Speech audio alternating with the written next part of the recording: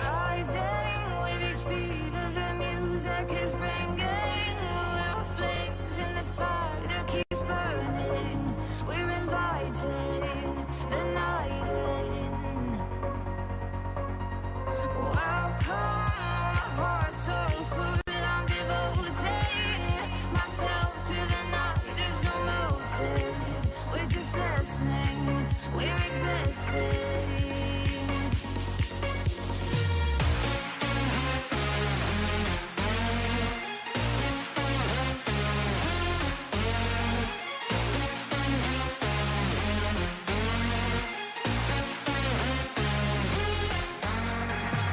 We stay when the music plays. Let us drop below and the people sway.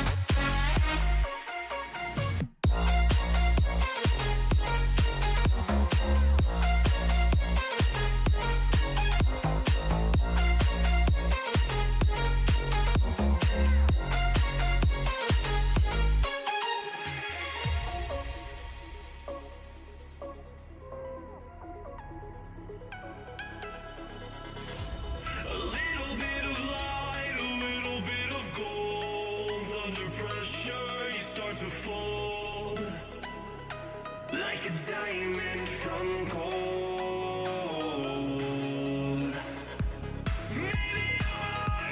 Maybe you are something I cannot define. Maybe you are the fallen kind. I lay in bed with violence, the silent side of me.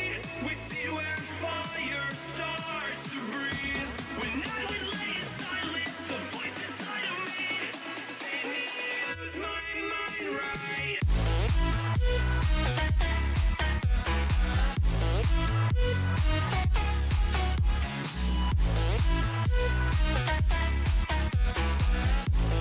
Made me lose my mind right.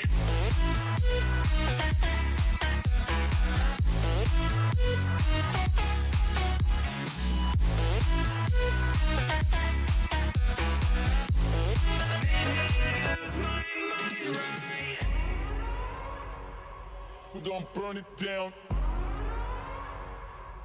Burn it down. We're gonna burn it down. Burn it down. I killed it, it's murder.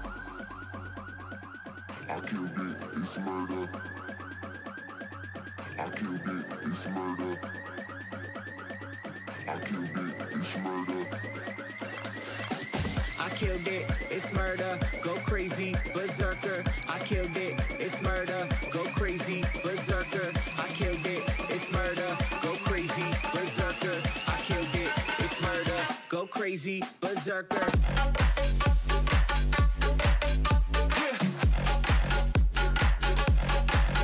Show them.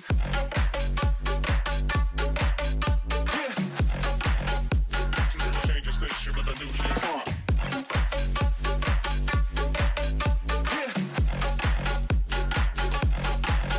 Show them.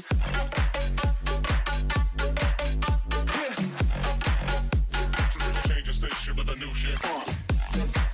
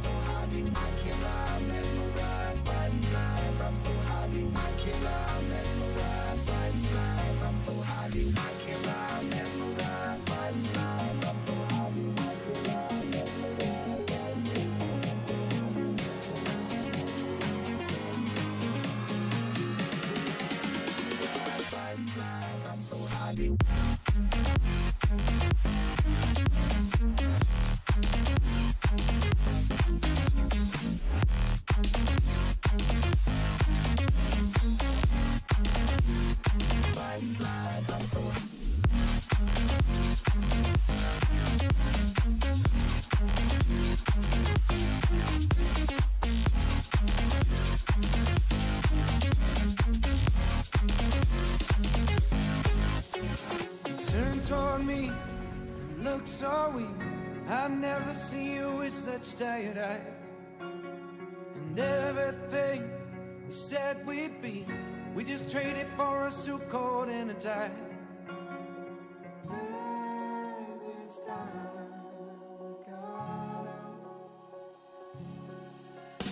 And underneath the rows of trees, I will see you where the ocean meets the sky. Under your toes, the fire grows. You are ready for a different kind of life. Silent border, the wind is cold. You must return to the wild.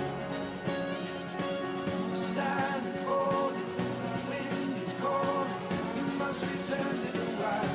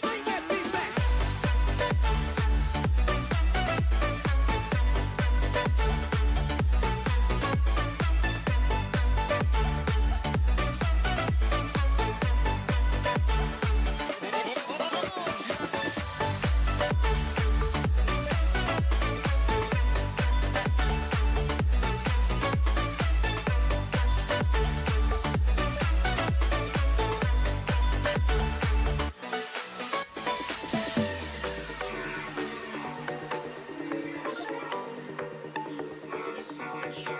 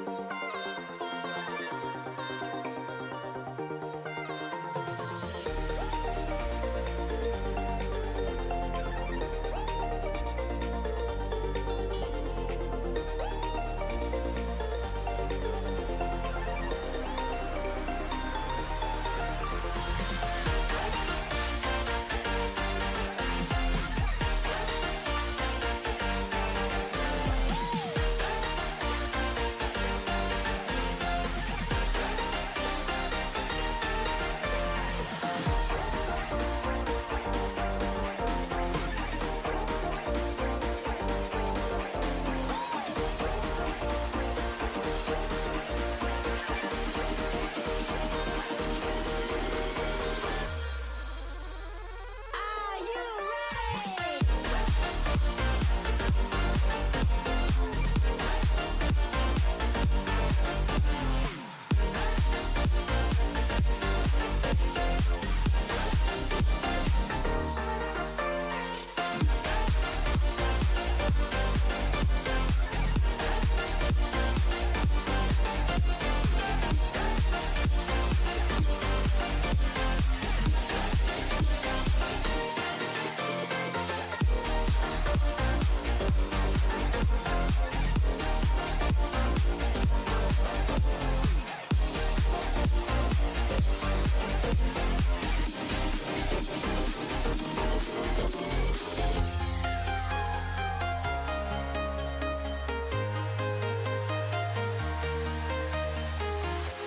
I'm walking alone, the streets are empty.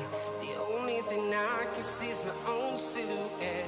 I'm getting stronger, step by step. The clock is ticking, but there's no time for regrets. I've been flying from town to town, from London to Taiwan. I've been all around the globe trying to protect your soul. We are heroes tonight. We will fly above the sky. We are heroes tonight. Yeah.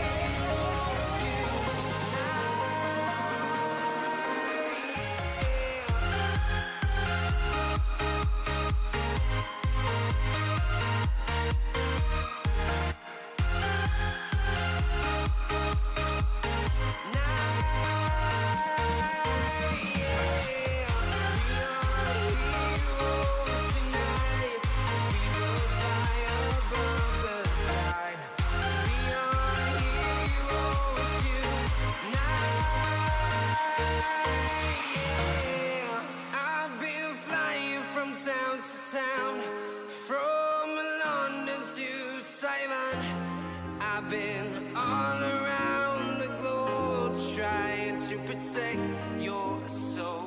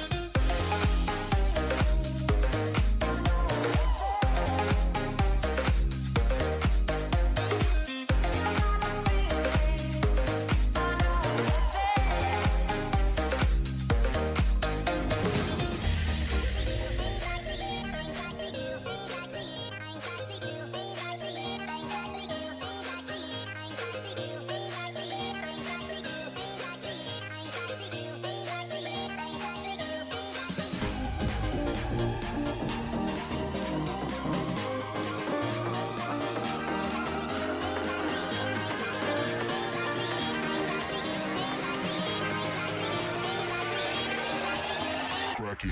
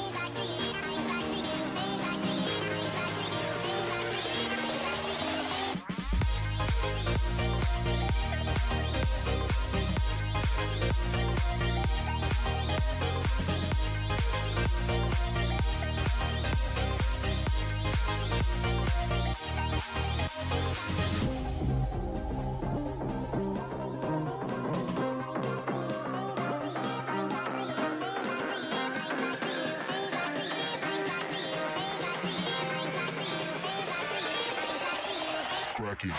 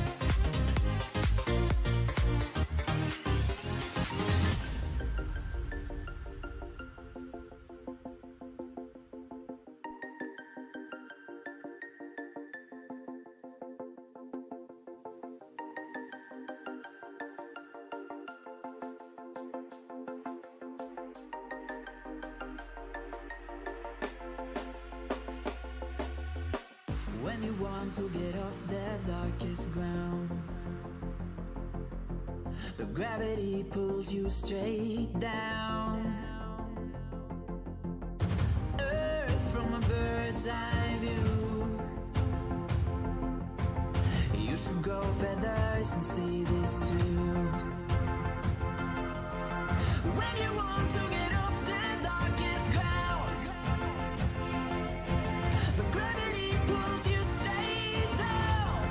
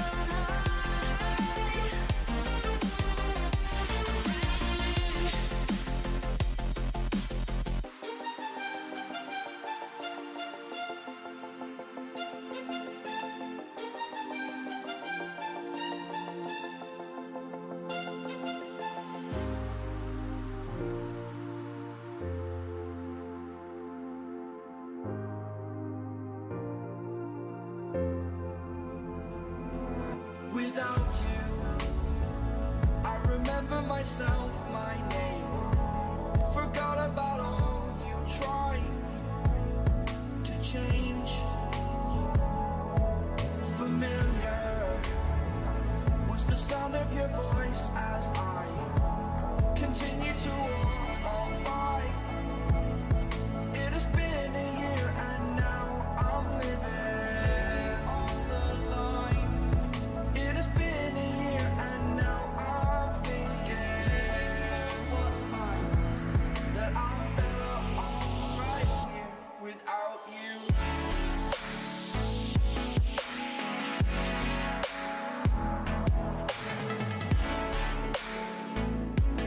That I'm better off right here without you.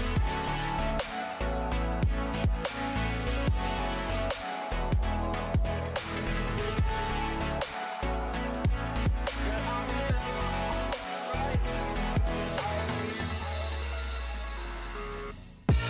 I live inside my own world of make-believe. Kids screaming in their cradles, profanities. I see the world through eyes covered in ink and bleach. Cross out the ones who heard my cries and watched me weep. I love everything. Fire spreading all around my room. My world's so bright, it's hard to breathe, but that's alright. Hush.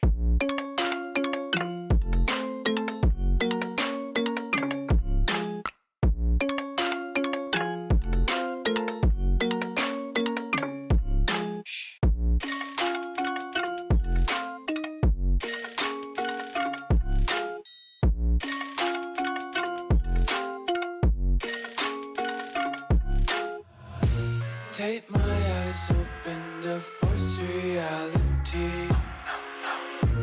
Why can't you just let me eat my weight in glee? I live inside my own world of make-believe. Kids screaming in their cradles, profanities. Some days I feel skinnier than all the other days. Sometimes I can't tell if my body belongs to me. I love everything. Fire spreading all around my room. My world's so bright, it's hard to breathe, but that's alright. Hush.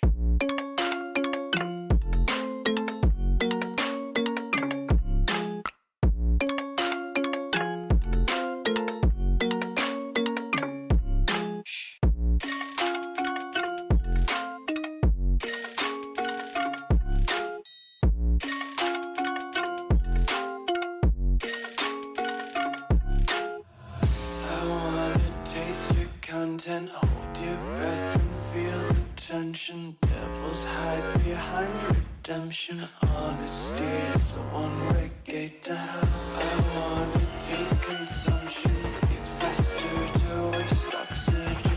Hear the children sing aloud. It's music till the wick burns out.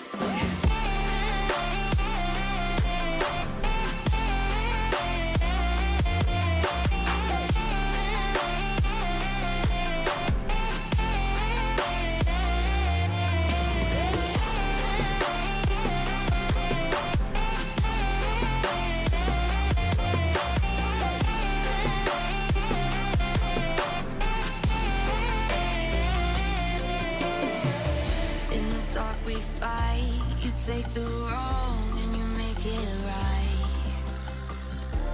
Like a firefly, you are glowing at night.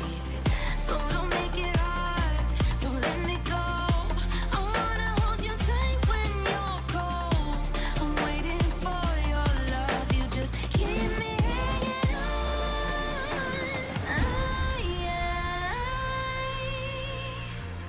I deserve to stay.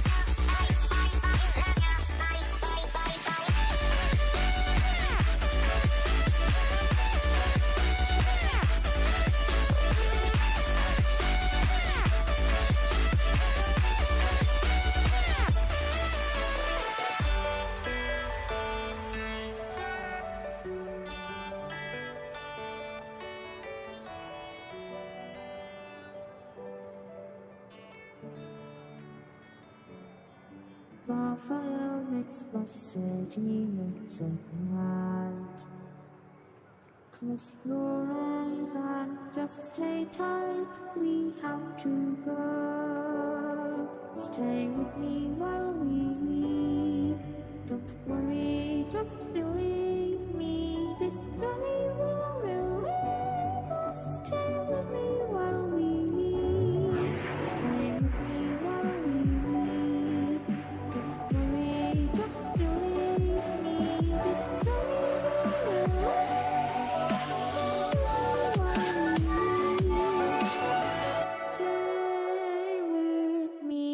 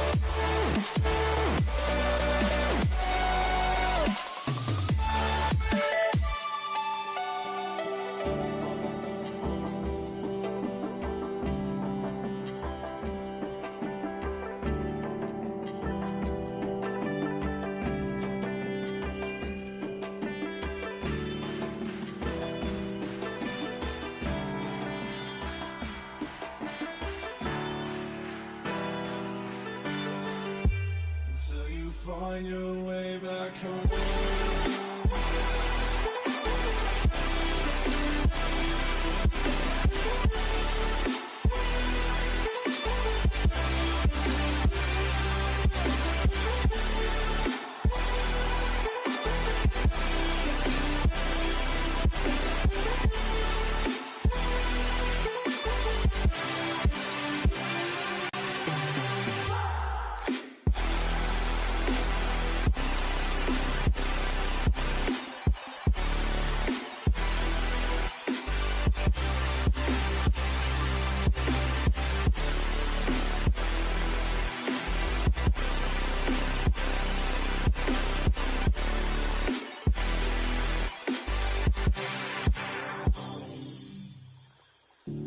Don't let me drown.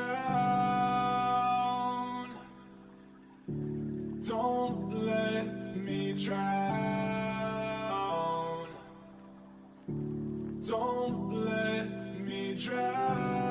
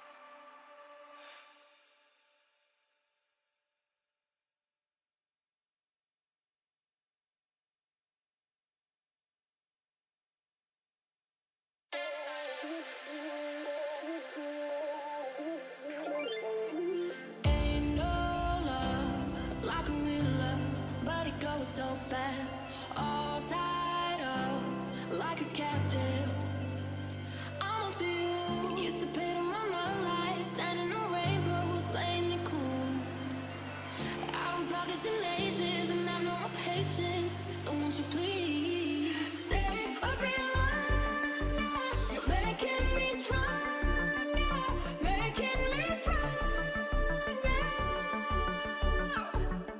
Stay a bit longer. You're making me stronger, making me stronger.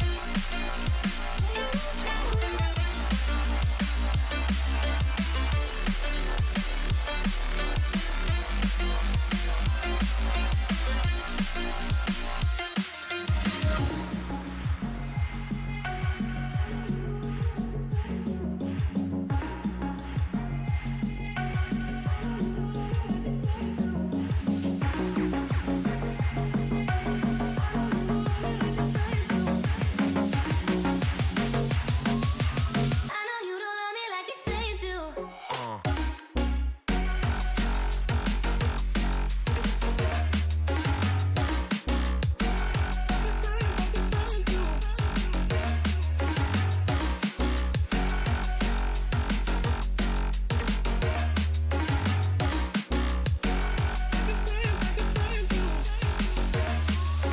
I know you don't love me like you say you do.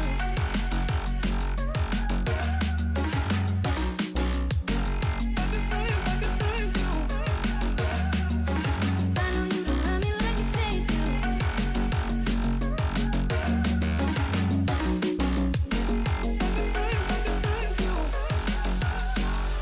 Casting on my promises, you know I'm too generous. Now I've learned to never help you out.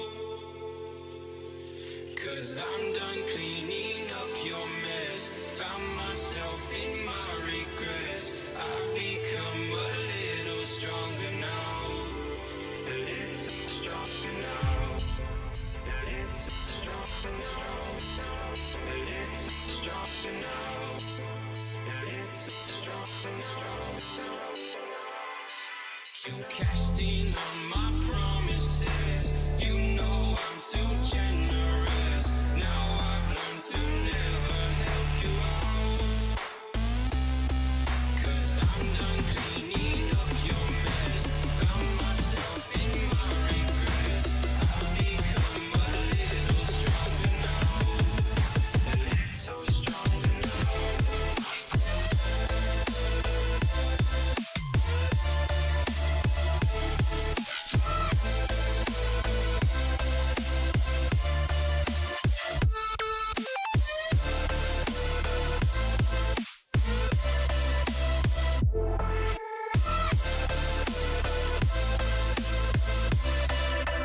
Casting on my promises, you know I'm too generous. Now I've learned to never help you out.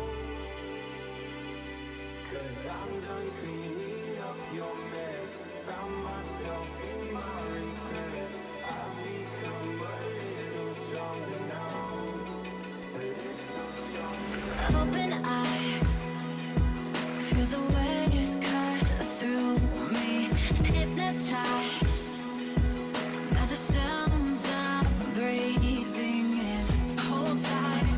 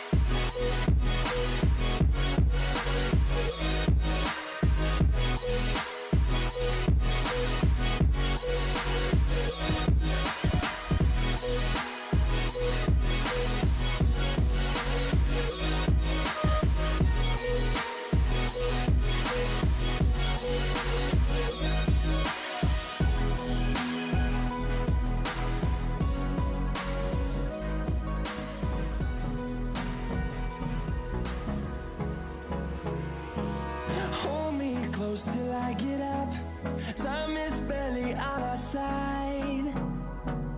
I don't wanna waste what's left. The storms we chase are leading us, and love is all we'll ever trust. Yeah, no, I don't wanna waste what's left. And on we'll go, through the wastelands, through the highways, till my shadow turns to sun rays. And on we'll go,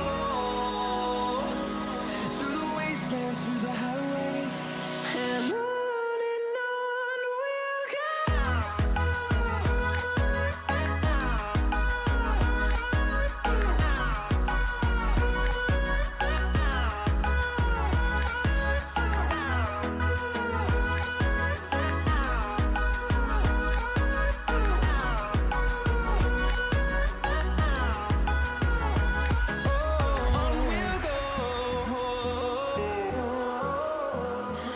What does perfect even mean? Is there even such a thing? Ooh, can we switch up all the rules and imagine a utopia? Darling, I'm just so fed up with these expectations. They keep weighing me down. My heart is begging me to get the hell out of my head. I'm gonna live inside the upside down for a minute and pretend, honey, I'm a perfect 10. Whoa, whoa, honey, I'm a perfect 10. Whoa, whoa, and if I say it enough, it gets ingrained in my head, and I start to see, honey, I'm a perfect 10. Honey, I'm a perfect 10. Whoa, honey, I'm a perfect 10.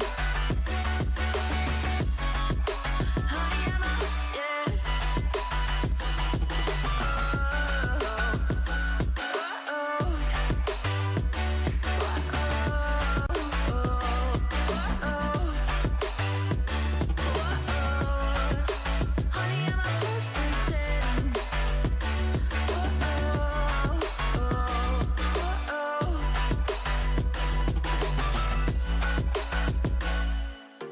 I'm on my own, broken and alone.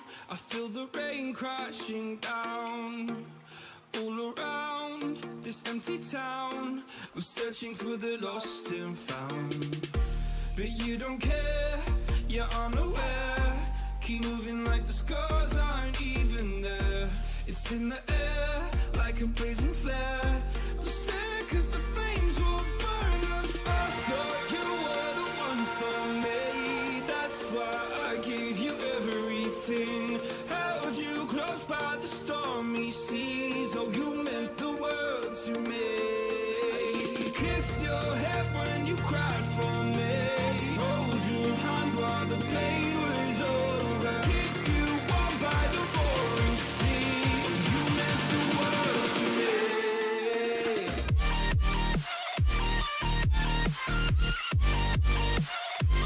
There are only few seconds to close this round. A headshot! Nice! Fist bumps go to the teammates. I wanna hear your go, go, go. Make them feel your smashing blow. Win the round. Rise to fame. Hold the ground. Pretty much. They play, you win. And we're back with the second semi-final of the upper bracket for the Epic League CSGO CIS Regional Major Ranking Tournament. It's time to see who exactly can come through to the upper bracket final to meet with Gambit. Spirit was just knocked apart early on today. Gambit now waiting over there in the upper bracket final. I'm T-Time, bringing you all the action of Virtus Pro versus Akuma with none other than my main man, Michael Yumi Cassidy. Yeah, and this is quite an interesting one that we're going to have to sink our teeth into, right? Because Akuma really causing that upset early into the playoff period where, you know, everyone was kind of shaping it up as, oh, this should be an easy win for Na'Vi. Wait, what's just happened? How has this happened? Akuma, what have you just done? Because now a lot of attention is being brought to the squad, where I think towards the sort of middle of the last year, we started to see that unfortunate rise and fall of what was the old crazy roster. Then they've been undergoing a lot of different changes in not only their system but how they approach the game, how they've been approaching different organizers, how they've had to try and adapt as a result of that, and to now bounce back, make it through the open qualifiers in this run to then beat Na'Vi. That's a really big statement to make, and now the question is whether that was just a blip on the radar and somehow Na'Vi going missing, or is there something more to this that VP may not even be able to anticipate coming into this? Well, look, for VP, they've already been in a little bit of a slump recently, and I think a lot of this map and a lot of this match will rather come down to the veto over here. Akuma, though, they have a very interesting style of vetoing. In the past 5 series that they have played over here at the Epic League, they have vetoed 4 different maps in the first pick. Right now, it'll be Inferno to be their initial veto to come through. I had something a little bit different. I thought they'd take out Dust 2, of course, Virtus Pro's best pick. VP, likely to ban out Vertigo, in my opinion, rather than Nuke. But they go for the Nuke ban. It is their perma ban, but I just thought that they should be banning out Vertigo, personally. It's a map that Akuma does like to first pick sometimes. The question is, does Akuma go for the Mirage or do they go for Vertigo? Mirage, of course, a map where they found a lot of success. Okay, that's what they go for. They beat Na'Vi on it. They took Gambit to triple overtime on it. But I thought Virtus Pro's Vertigo is incredibly weak, which was why I was expecting maybe a little bit something different. Yeah, and then when we move into the picks for VP, it makes sense that we end up in territories like this. I think there was even a small world where this was left into sort of decider territory. But yeah. The fact that this now still leaves that Vertigo that was floating, that, I mean, I know we had our differences in how we thought this veto would go, but it's between Train and Vertigo, and I think it actually leans towards Vertigo. I don't know that I like this for VP. VP can actually lose this very easily. This could, dude, this could be a really easy 2-0 or even a 2-1, to be honest. Because look, at the end of the day, Virtus Pro is really good at Dust 2, and I'll always say that. But at the same time, bro, it's Dust 2, and they beat Na'Vi on it. And when it comes to Dust 2 and how they beat Na'Vi on it, I want to quickly shift our attention to a player on this Akuma team, and that's Sensei. And if anyone's wondering who is this guy, why the hell is he so good, let me just tell you something. There's a reason why Simple and Shiro and Oppers on these top CIS teams are so good. Because the second you give up a beat, a breath, you will slip, fall, break your neck, and be replaced by someone like Sensei like that. He is a talent who so many players and so many people have been talking about, keeping an eye out on, because if anyone watches tier 2 and tier 3 CS religiously, like, you know, Michael and I do, Sensei is unreal. His raw talent with the AWP is just one of the most beautiful things I've had to see. It was between him and Dexter, and obviously Dexter's had the call up in towards Team Spirit. Sensei's the big carry for this team over here now. Yeah, and one of the things that's impressive as well is it's not just about the mechanics. He's a very active and mobile AWPer. You very frequently see in sort of mid to late rounds, he's one of the first to make quick rotations, and he's can be very, very pivotal in that fact, and can often kind of read a step ahead. Sometimes this works against you. You know, you're not always going to get those guesses right, but the fact that a proactive step is being placed on a player that is still kind of rising within the circuit and has attention drawn to him very rightly so, no doubt about it. Then when we come into this matchup, when we compare him to the likes of Jame, who maybe we even talked about it on the game earlier. Jame has been seeing a little bit of a resurgence in his aggressive tendencies, I think, as of late. Resurgence? That's the first time well, we've seen him. Maybe just discovering it for the first time. But kind of moving away from that old save style. It's Jame time. I think that meme is dying. Maybe there is time for it to hit a firm patch and actually rise in the stonk market. But there is I think a change in the tone that VP have approached with, and Sensei is going to be able to meet him, I think, in a lot of respects. And if they go for those aggressive fights consistently, I'd actually kind of favor Sensei. Well, look, I agree with you entirely over there, but the question then comes in is the ultimate X factor, and that's Yekindar on the Virtus Pro side, and I have a bone to pick with you over here, Michael, because I said I prefer 2015 Olofmeister over Yekindar. Vu replied to me on Twitter saying, oh, you're really underrating Yekindar, and you liked his tweet and not mine. So obviously, you seem to think really highly of this player, but one thing is for certain, Yekindar is very, very reliant on being able to read his opponents incredibly effectively, and if you look over towards how Akuma beat Na'Vi, they were anti-stratting the hell out of them. And Virtus Pro is definitely going to be one of the teams that when you look at, you start to think, hey, can we actually anti-strat them? You look at Yekindar's tendencies, maybe there's something to be said about that, but we're going to have to say it inside the game. Yeah, I mean, I'll conflict you on the point because you didn't actually get my input. I would say it's different. The game's developed a lot. Lurking, going for some of these crazier plays, or they're far more read into these days. The level has raised significantly across the board. Of course, the pistol round underway, and Akuma on that T-sided start. Some utility to work off of as well, and they've set up for a bit of a mid-control take. Underpass presence, top mid as well. Nobody from VP is going to be peering that long sight line in. And you can see that they've actually got a favorable stack over towards that A side as well. Oh. All that thought out. Oh, it's Sensei to find himself the first one. Coming through with a big one now. Jakey trying to move back up towards the connector. Jakey is one of the newer additions to this lineup. Not one of the original crazy players. And he does have perhaps a few more question marks than others. Well, there's an open path towards this B bomb site here for Akuma. And they're going to quickly realize that Sergej has cleared things out.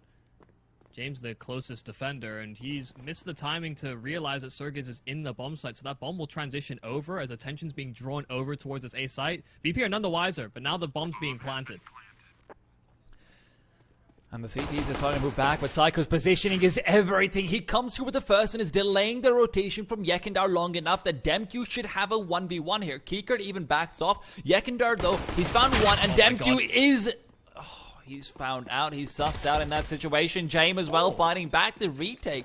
Somehow working out for them, and it seems like they'll even have time to go for it. Yeah. It looked like that was impossible. Rather clean, and you really thought Demq was going to get more done from that position, but the player in market just turns around, so it distracts Demq for a second, like, oh, wait, I might need to take this fight. When he thought he was just going to deal with a player on a rotate that was none the wiser, but... yeah, Akuma were set up in great positions for that. They seemingly bamboozled VP on the setup, and I just didn't get enough on these lurking positions that they found themselves in. And look, one thing you have to keep in mind is that Akuma, although they are currently without an organization, currently without a coach, four of these players had a significant amount of coaching from Jonta, who is, of course, I feel like he's probably one of the most legendary CIS coaches we've ever had, if not the most legendary. And he was actually the one who polished their Mirage very effectively, so their fundamentals are always going to be really good. They have a good depth of strats. Sensei right now, though, tagged up down to 30. And one more thing that, I just want to keep in mind here, Michael, is that you look over towards Akuma, they have a Sensei as the highest rated player in the tournament. And as he's moving forward, he does take down Buster through Sergej. Doesn't really care about his teammate's spine. Well, nice advantage, but they're certainly softened up. Yekindar will get smoked off. Not going to spot players before it blooms either. They've already moved for a bit of a gamble rotation over towards B. Two players do sit in towards that site, which means this A site has been vacated. Closest responder will be Yekindar, and he's being distracted elsewhere.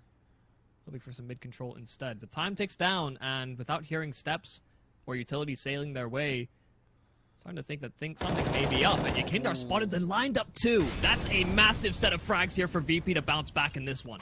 That's a big mistake coming through Akuma.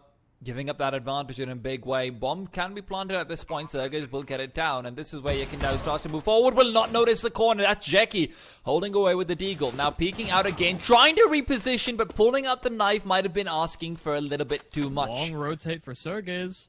Yeah, he's going for it. Question is, can he actually get it done? No kid on these players either. They are taking a while too. Sergej. Oh, he's even walking. He's walking towards the very end of it all. Michael, this could happen. He's going forward. They're not checking it. Sergej gets one. Sergej can't make it happen. And Michael, this is a criticism that I have of him after having seen their game versus Na'Vi, after having seen a few of their games. Sergey just has incredible decision making. He knows when he needs to push. He knows when he needs to go for a play. He has, he dots his I's and he crosses his T's, and he knows what to do. But sometimes the mechanics just aren't there. Oh, that one hurt to watch. Yeah. You can see VP didn't have an idea, and that's now 2 rounds in a row where Akuma have kind of, I think, had advantages, right? They've gotten the drop on rotationary players. They found a nice opening set of duels in that particular round, only for Yakindo to answer back. And even in the clutch, Akuma seemed to have the edge. Like you said, the mechanics just kind of faltering in that particular instance, and I think attentions will be drawn to Jackie. You point him out as this player that wasn't a part of the crazy roster. Demq saw his way out of this squad for a bit of time. Jackie was the duo that was brought back in with him. Demq also, of course, the only other player actually in the top 10 for this tournament so far as rating is concerned. I was very surprised to see that as well, considering that he's often the second player on a B bomb site. So not the highest impact position necessarily, but impressive if you can see a player excel at that. And Jackie not going to be looked at as like really a star player. Just seems like a very dependable set of hands. There's a lot of multi-kills already within this tournament. And all in all, some casualties taken here for VP, but I don't think Sensei's going to find too much more. An AK is all he's got. Well, damage would be quite nice. You've got enough money to be able to buy up in the next round regardless. He forces out a peek from James, who just jiggles it. And from the back lines comes Sanji, who's keeping an eye out over here, but not exposing himself. They don't want to give away a kill for free. And with 15 seconds, they've got plenty of time to choke him into a position where James can pluck him out with a scout. That's well played, and James doesn't recover the AK. Now, that being said, though, we've got to give a quick shout out, of course, towards our betting partners over at Parimatch, who are giving us the odds. 135 for Virtus Pro versus Akuma, sitting on a solid 305. I feel like it's pretty reasonable, actually. Yeah, I think understandably going to be on that back foot. Talked a little about how that veto may sort of lean in Akuma's favor, but so far odds are pretty on point. Yeah. Of course, if you want to get a bit of a bonus on your deposit as well, you can just scroll down below and find us the banner over on our Twitch profile. Just click it away. Clickety, clickety, clickety, clack. Akuma, though, they'll open a clickety clack on some VP heads, and so far none have presented themselves to them. Yakindar is considering getting a little bit aggressive. He's thinking about it, but maybe just waiting for the player in underpass instead. Jackie, not finding anyone. Yeah, really slow running around here from Akuma. And not getting these aggressive pushes here from the VP side. Yakindar has answered the port of call, though. Jackie lurking out of the underpass, finding one only for him to get backstabbed, and nobody was there close enough that Akuma could track that one down. So that minor advantage they had is the fact that mid has been vacated, and actually moving in towards short, over towards B, is going to be a massive advantage. Sanji is isolated, but he's doing well to slow them down. 1 for 1 is going to be enough, and VP have that signal that it's going to be B. Sensei is just holding a crack angle. The second Yakindar starts to cross over, things get very dicey for him if he hesitates. He's got to make haste and go for a bit of a jump peek realistically, and that's exactly what he does. They're able to cross through. James as well goes by, using the time without the scope, but he's still tagged. That's so good from Sensei. A flashbang as well, but Demq, he is a lurk, has Kikert and his head on a platter. Sensei, meanwhile, has Psycho taking out Yakindar, and James just got to back off and say, Michael, this is really nice to see that Akuma are strategically outmaneuvering them. This is not just a one-man Sensei show. This is very much Demq and Psycho knowing incredibly well where to position themselves to be able to come through for some well-timed flanks and some well-timed lurks. Yeah, and that's the thing, right? It has been across the map, these timings being exploited and these rotations that are being read into here for Akuma. And this does put an over-reliance on being able to crack into the bomb sites initially, but because they're kind of succeeding in doing so and applying that pressure, VP are often, like you said, getting outmaneuvered and outpositioned in a lot of these instances. Still and ahead, normally of you course, expect to but- say that about VP's opponents. I mean, Yeah. consider Yakindars. This is exactly what Yakindars does. Imagine he'll ramp stuff up as well as this continues. It's had a rather tame beginning. Of course, not a round that will be flexed all too heavily. Of course, only pistols. And Zeus does have my attention. And this is where I feel like one other thing that we do need to remind the viewers of is that Virtus.pro is a team that very heavily relies on research and study, especially from the side of Yakindar, to be able to find these openings and entries. Akuma doesn't have that much material on them. They actually haven't played that many matches on HLTV and whatnot. Yes, they did underneath a different name as well, but even there, it was never against incredibly high-tier opposition where you could see them having put this, effort into anti-strat themselves. So this is a very one-sided affair, potentially, and James, as he misses the Zeus, Lightning isn't as fast as people say it is. Psycho as well will just get a freebie.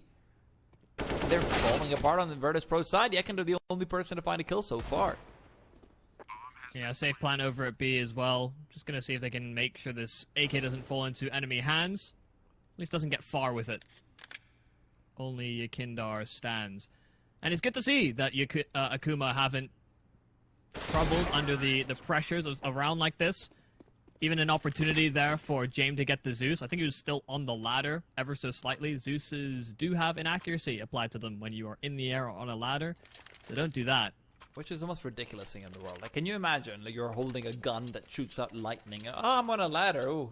I mean, can you imagine holding a gun that shoots bullets and the same thing happens? I mean, I feel like... Yeah, but Michael, lightning! I feel like I've seen too many clips of casters trying to impersonate the Zeus noise, and I'm not going to be one of those people. DemQ, opening up the round really nice and hot over towards that A site, and it applies more pressure. Connector was going to be the next focus. He does get a handle on it, though, and it's a double set of smokes, one from the T and CT side alike, so it's a bit of a stalemate. Akuma have slowed down. And this favors Virtus.pro a little bit if they want to get exploratory, but the problem is their exploration player is no longer here. James, not feeling comfortable and even going for a peek down in towards window. And now that Sergis reveals some more information by chucking over that smoke, maybe there's something to be done, but James is rotating back. Sanji has been found. Sensei need to find James, though, misses a big shot. They needed to find that one, and DemQ and JK are able to move to the sideline. The Molotov as well forces James backwards, and a second one will ensure that he can't come through and reposition, while Sensei, though, is caught out. He was scoped in, had the perfect angle, but James was just a little bit faster, but not this time over. Sergis shuts him down. Kiekert will not save. It's a 1-on-3. His position is revealed, but Akuma are not hunting just quite yet. Oh, Jeez. That is nasty. Give him a chance, man. And that angle boosted onto the bomb site like that when they go for the plant, that's something that they pulled out against Na'Vi as well when they were on Mirage, is that they seem to like that when they get into these after plants. The extra elevation, of course, harder to read into, even if it is a position that can be very easily exposed. Just the seconds edge that you'll have by having added elevation can make all of the difference, and Akuma exploit it. 3 rounds in a row now for them. Back into pistols here for the CT side, and they've gone for the triple boost. You can see that the head just narrowly spotted out. Psycho getting dropped by the Deeg. They're not going to back away from this one all too easily, though, Akuma, but it's a full-on stack. Might want to be backing away from this one, really.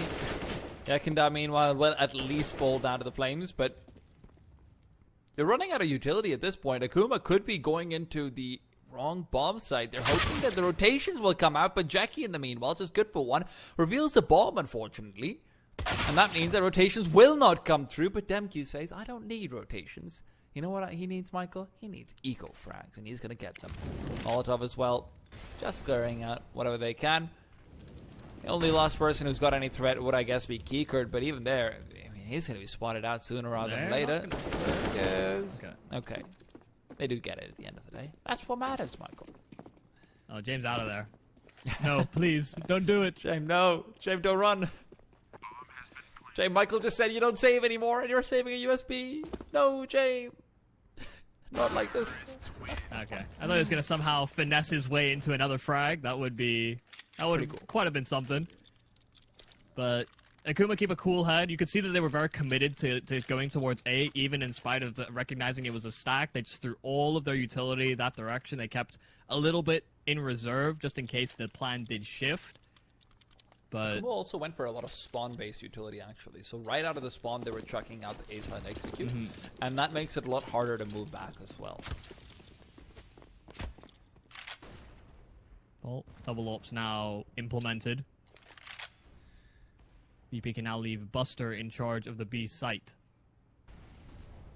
At least as far as the apartments are concerned. Once again, Akuma set a focus in mid, and not going to be too much aggression thrown that direction. Feel like we're bound to see this sort of underpass play at some point here from Yakindar. Oh, the question is, really when? Loves a one-way smoke. Loves to take some of these fights. Buster, safe pair of hands. And Jackie's a player who could definitely be exploited in the positions that their structure is having him take. And I don't want to blame him for this one, but I'm going to hold that thought because Psycho is waiting for the smoke to be finishing up. The second it does, a flashbang will come through. Yakindar, however, is well positioned, but still can't get the kill. Circus shuts him down, and Kikert now watching out for Demq. He knows he's somewhere in the vicinity, but the question is, Palace or A main? And that question is answered, but James, he needs some answers too. Where are these players? Surgis finds another one. They keep picking apart one by one, and it doesn't stop. Surgis with 3 on the entry.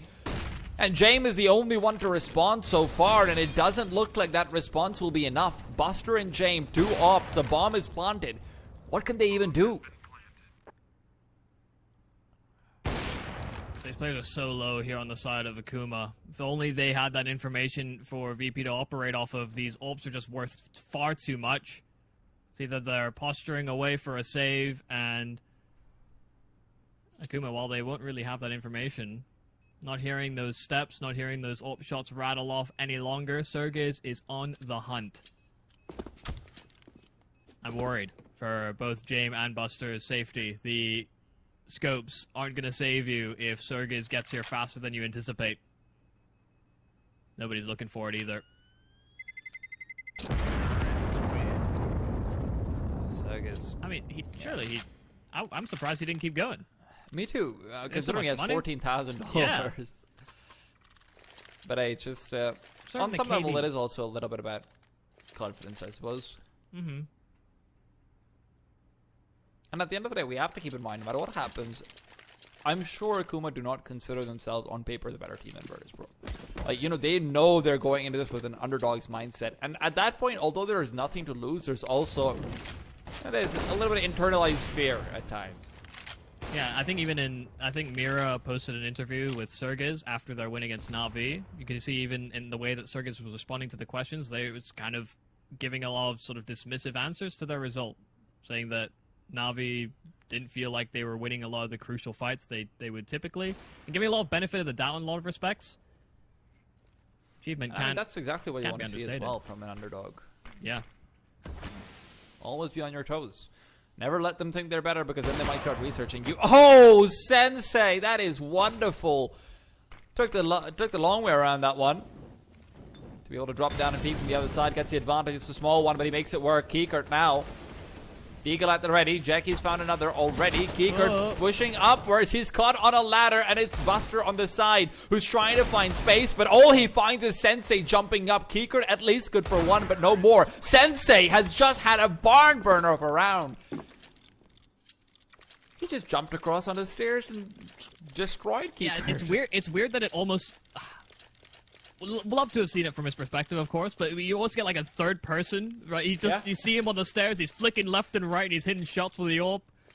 I feel like that's what people must feel like. Like, that's what criminals must feel like when they see Batman. Just a shadowy figure going around. Oh, no, he's dead. Ah, he's dead too. No! Yeah, all you hear is the faint sound of punching in the distance. And every single time they have it, I'm Sensei. I'd like to think he's a little less dramatic than that, but... Hey, you don't know him like I do, okay? I guess I don't. Double life from Sensei, but double a scoreline for Akuma at the moment. Starting with a nice set of opening rounds for VP in spite of the outmaneuvering, but then Akuma started to get more rifle rounds on field, and suddenly the stories slipped away from them. Chapter's not closed yet, though, Michael, and Virtus Pro have got a chance of putting in a couple more sentences in at the very least for this half. James, meanwhile, getting a little bit more aggressive with his AWP, a Molotov right behind him, and a flashbang at his face, and now he's been forced backward. This is wonderful. Look at this, Michael. They just know. And this is something we saw against Na'Vi as well, actually, where they were able to shut down Simple very specifically with a Molotov that made it so that smoke that you throw from connector, that actually doesn't go back into connector, so you can't get aggressive as an opera. Meanwhile, though, Jackie already so far inwards, he needs to realize where Sanji is, though, and Sanji has just outmaneuvered him. This time, the movement goes in the favor of Virtus Pro.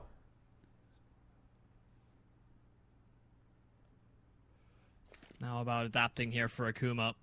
Once again, they've been able to hold vehemently onto this mid-control, and nobody from VP has contested it all too heavily. Sensei picking off Buster over towards the ticket booth. That's a vulnerability now spotted out, and they're trying to make their way up. Kickert holding them down and spotting out the bomb. But Demku, he's still fighting away, and Demku is trying to crouch, but that's been patched out. Demku needs to back off. Sensei, meanwhile, will have revealed his position. Yekindar saw his gun barrel, while Kickert has already found Demku. It's back to a 2-on-4. Circus and Sensei. They're trying, at the very least, and they do have a smoke, so maybe there's something to be done, but James is here with the AWP, and he is watching for a short.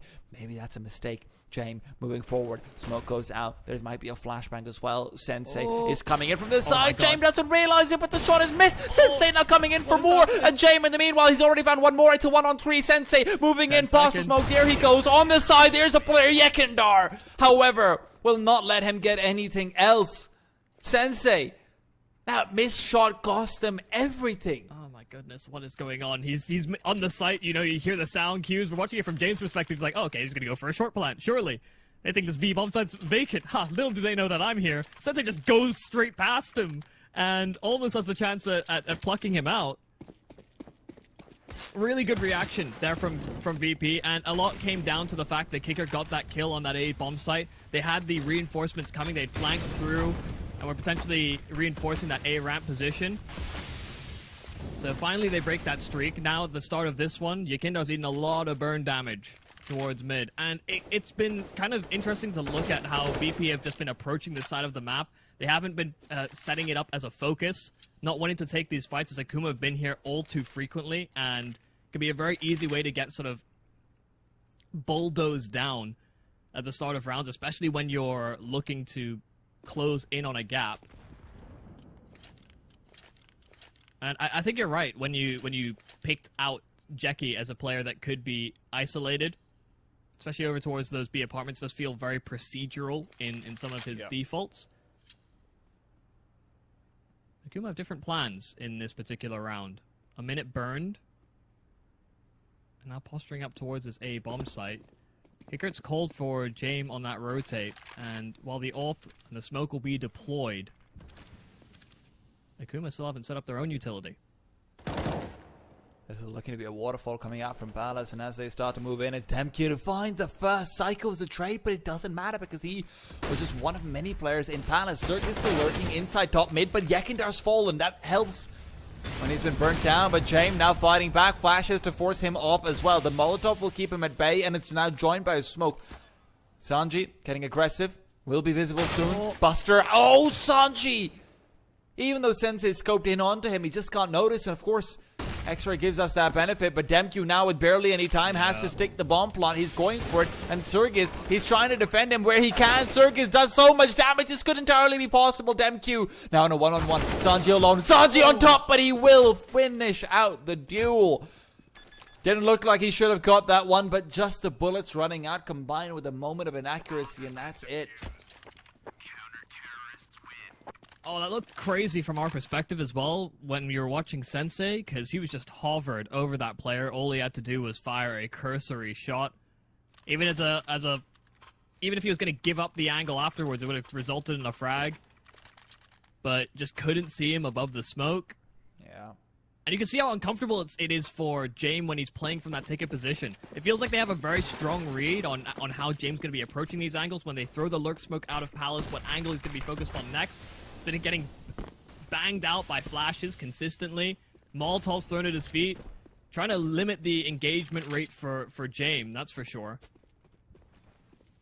The problem, though, is that, hey, I mean, being able to counter out the Opera will work wonders against most teams in the current metagame. Akuma, they need to counter out more than just the Opera. They need to counter out some of these rifling presences as well. And credit where it's due, Yakindar's not being able to get as much accomplished as we have sometimes seen in the past. But right here, Sensei, Molotov goes out, back towards TK. They're going for a late A-side hit, and Yakindar's already in position. Flashbang avoided. It's James to find the first, but Sensei, what a peek from him! And now they're going for more. Psycho trying to move in through connector. The player, he has to be careful for his buster. He's coming in from the back. Like, Sensei's so fast, you can't touch him. You can't touch him.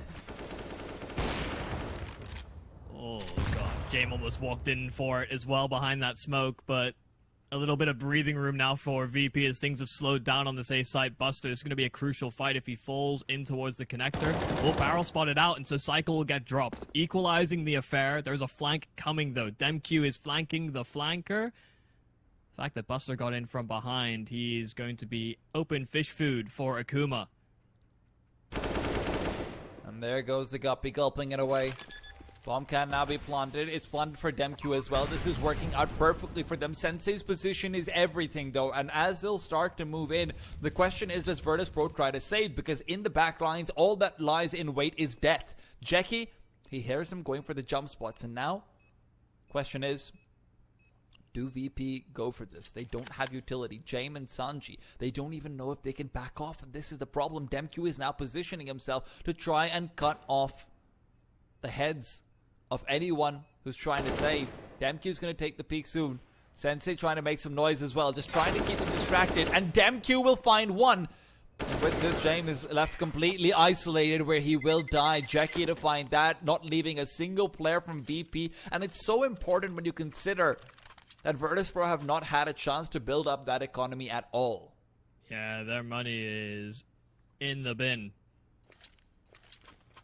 I can see a timeout being called as well by them to consider their options, because it hasn't been a clean state of affairs. There have been some closer moments. So that Sanji 1v1 or 1v2 denial, I suppose. And it's careful consideration, because they haven't been playing a very aggressive game here on the CT side. Of course, we expect that things will shift when we get into the second half of the game, but it's all about mitigating the effectiveness here of Akuma's T side, because I think, by and large, we have seen them in more advantaged states than not. Yeah. I mean, this could very well have been a 9-3. Yeah. At this point, when you consider the first 2 rounds and how they went. And now it's all about just getting past this force spike. You get up to 8. That's a lot of pressure on the VP's shoulders. They don't have the best loss bonus either. Just 2,900 right now. They've not maxed that out yet. So you're looking at Keycard, who probably won't have that much utility if he doesn't get a kill over here. James going to have an op, but again, probably not an incendiary behind it.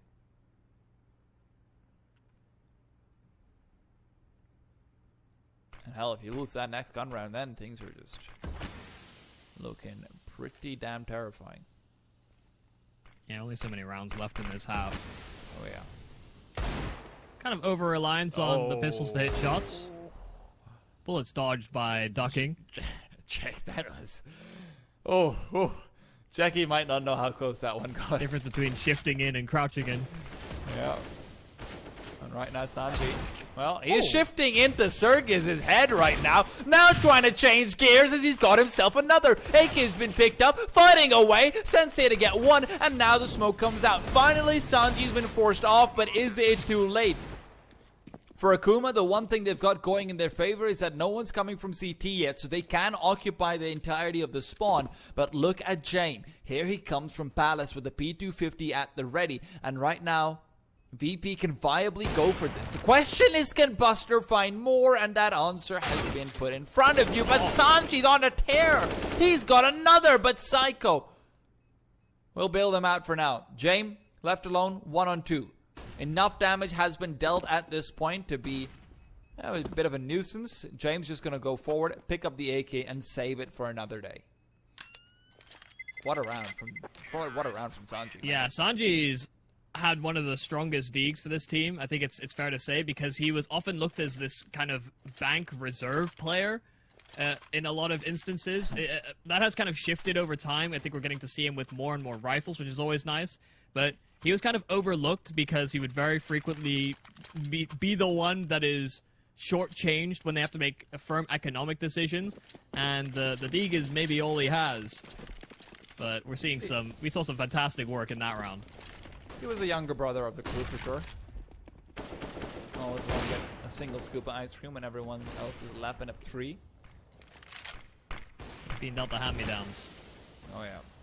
Psycho right now though, he's looking to hand down some pain. There's a gap in that smoke over there. No one really seen through it.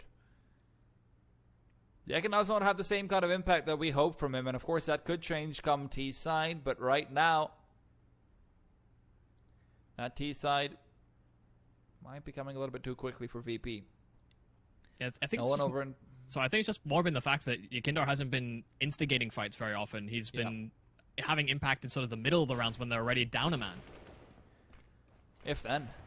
Yeah. Jamie, well, tagged up pretty heavily. Kikert has been solid in this position, but right now missing some shots, and he's been forced out. Yekindar now comes alive, but Kikert's been traded. Only after he gets the first, though. And the fight continues. There's 4 on the side of VP, but one of them is going for a long flank, so if Akuma start to move in soon, they might be able to get this 3v3 in their favor. Meanwhile, Sanji still moving backwards, going in from the T-spawn. Demq's been forced in. The flashbangs have been avoided. He's already moved past, but now spotted out by Buster. And look at Sanji's position. He's creeping upwards. Sanji could shut them all down. Yeah, moving have in no past. idea. They don't expect this at all. The bomb's being planted, and it's not going to be safe when they're moving out back into post-spawn Surely position. not. Sensei! How are you so aware? Demq's even found one, and it's Yekindar and James. Both so low. Yekindar now down. James now. Whoa! For a second, I thought Sensei got that kill. I think he liked him. So No, he liked him earlier. He liked him Okay, way I mean, earlier. Jane was already on 38. yeah, I just get nervous, man. I saw Sanji on the lurk, and then Yeah. Sensei turned around, and I could feel it was coming. That sucks. Really sucks there for VP, because that's actually a time where they've gone for that B-sided push on an A exec there for Akuma, and they slowed them down significantly, right? They did a lot of the things right so that flank could actually bear some fruit, but it was sullied, soiled by Sensei. And now Yekindar. Ooh, damn cute. Gotta be careful about that one. Kikert's also been very solid from that position consistently, but you are also starting to see some of the limitations from playing under Palace every single round, which is at one point trading it becomes just a matter of isolating out the jungle player rather than anything else. And that's something that they have been very successful at doing at the Akuma side.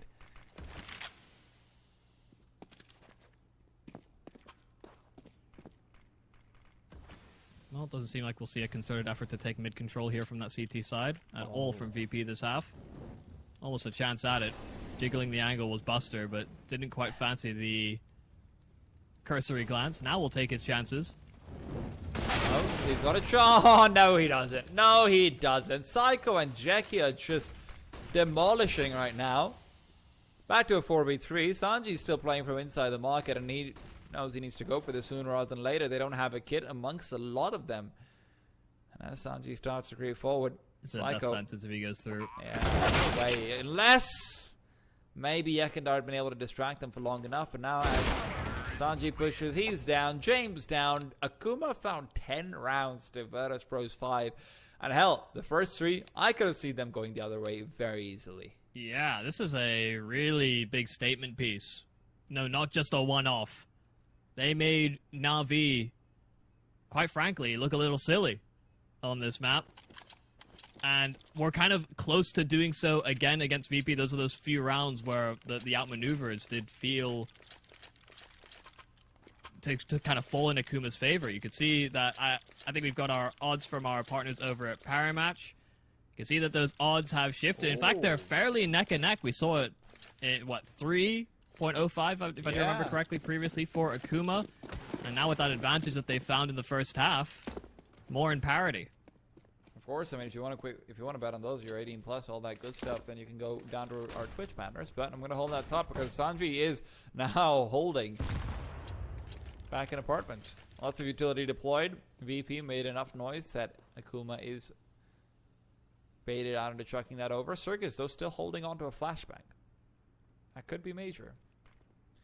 As the utility starts to come through, the full execute from Virtus.pro has been sent out. Demq and Sensei, good for some, but not enough. Demq can't quite get that first frag, and because of it, the advantage goes the way of VP. James doesn't quite peek out. He's seen Psycho and doesn't want any more to do with it, but Psycho just wide swings onto Sanji's face, and they've got this. Oh, it's a 1 versus 3. The pistol round just not working out for Virtus.pro right now. Kiekert's got to clutch it out, and he needs to be forcing his way forward. They can't stick the defuse. Kiekert knows it, and as he's been able to bait them out, the duels are going his way so far. They're trying to corner him in, but he's playing this perfectly, moving around, bobbing and weaving in the chaos. He's thriving. There's nothing they can do, and now that they're sticking it, the question is, do they have it? Of course they do, but damn. Yeah, they had no kits in that pistol round here for Akuma, so fighting was always the plan. You could see how quickly they moved through market to make things uncomfortable there for VP. As soon as they heard that tap of the bomb, that was their signal to go, and then they got all the kills they needed to. The one that was up close is the catalyst, because as soon as trades are attempted there from VP, by the time they're swinging the door, there's 3 players staring right into their soul. So really solid work there from Akuma. Some crucial kills being found as well to make that all successful. Don't get that kill close market, and the story certainly shifts, but Kickert really tried his heart out. Thought he was going to win it just because he was positioning himself so well.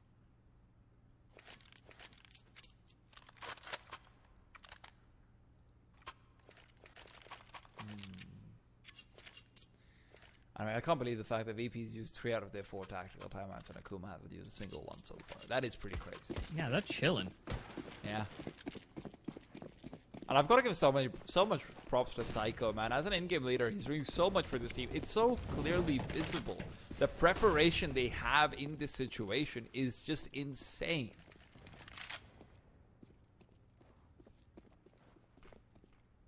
Right now, VP's got the double hero AKs because they need some heroes.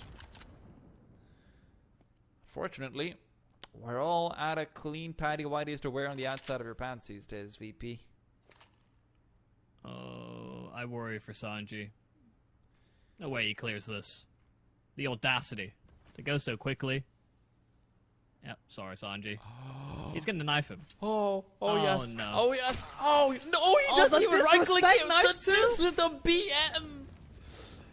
Oh, Sergis.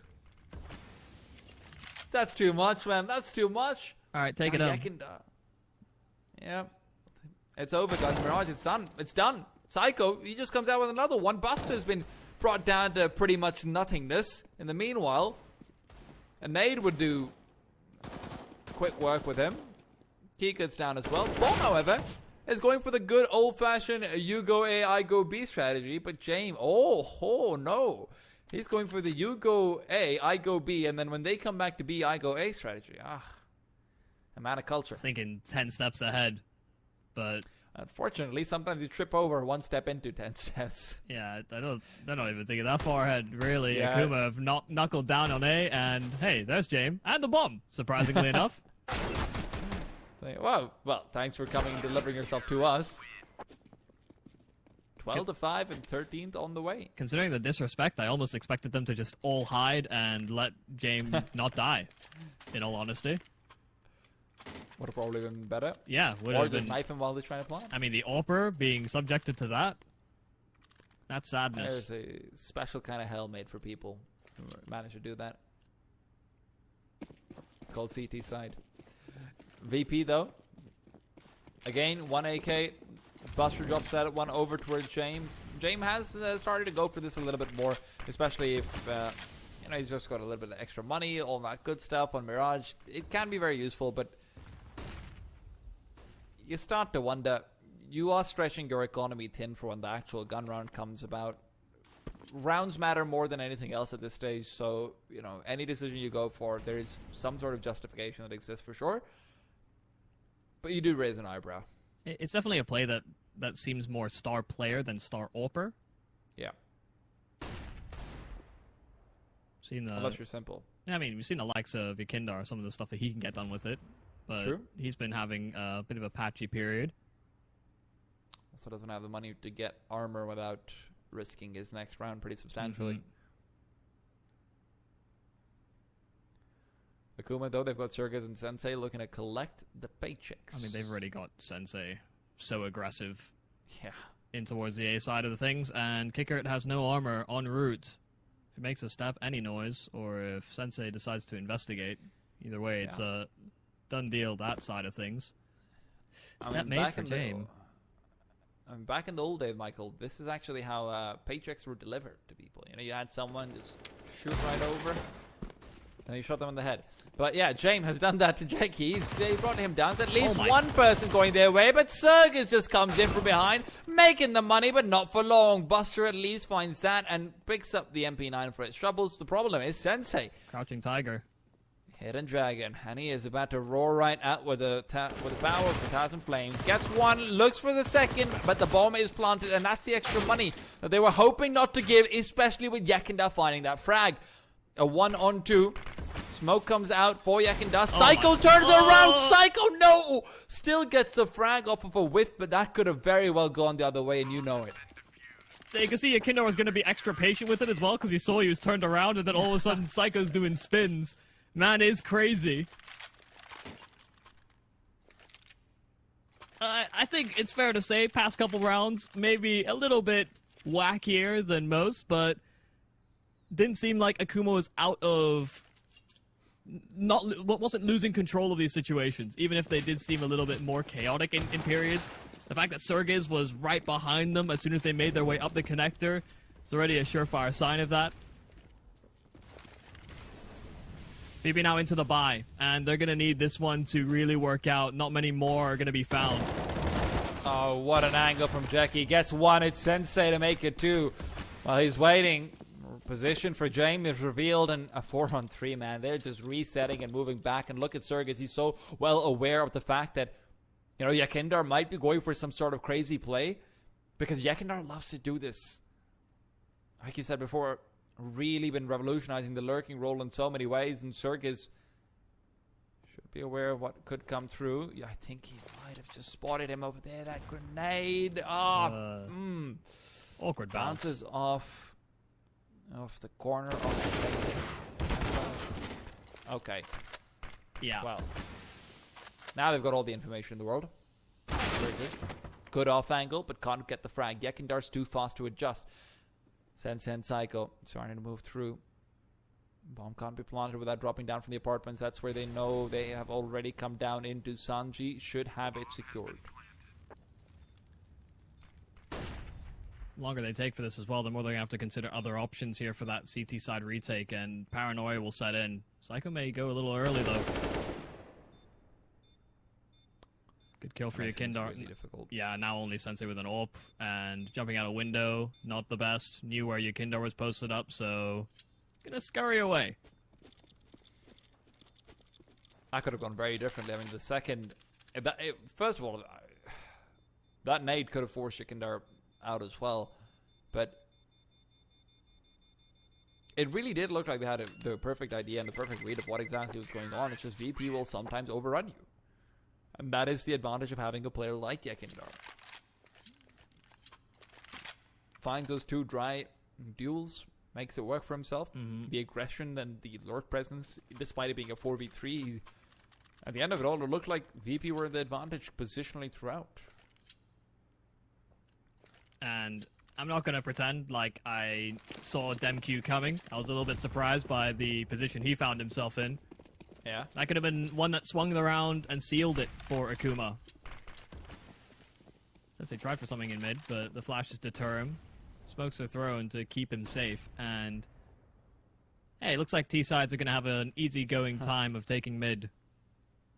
been a very low contest area in general. I think maybe a couple of times we saw Yakindar fight from the connector with it. Sensei is peering around the smoke as well, so maybe not quite giving it up for free.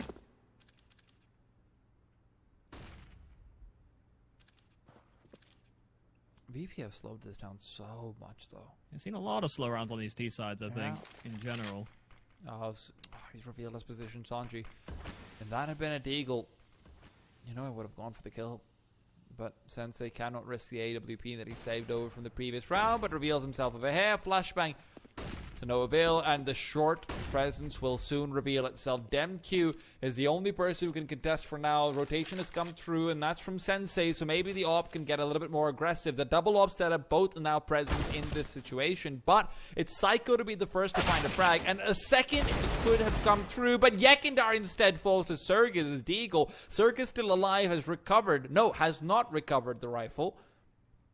And Jackie on the bomb site is hoping to deny a plant, perhaps, as he's going to have to peek out sooner rather than later. Bomb's been pulled out. Jackie needs to find this one, and they're not checking it. Jackie even sees another player turned around, but he can't connect. Buster will find one and makes it two. It's doable, but it's so little time for him to work with it. He has to hunt them down first, and Sensei peeks into him, but he's managed to keep alive. Now the time is whittled away. DemQ's moving in. He's trying to spam in. There's no HP, and Buster goes down.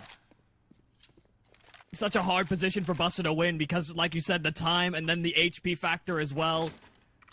As soon as that tag is hit initially, just keeps on going for the spray because committing to the plant is really the only option. Going for the swing, there's so much cover that could have been taken out. So close, and it felt like. But really just not clearing that site. Jackie gets the high impact frag. That's what adds to all of this chaos there for VP. They thought they had the site clear.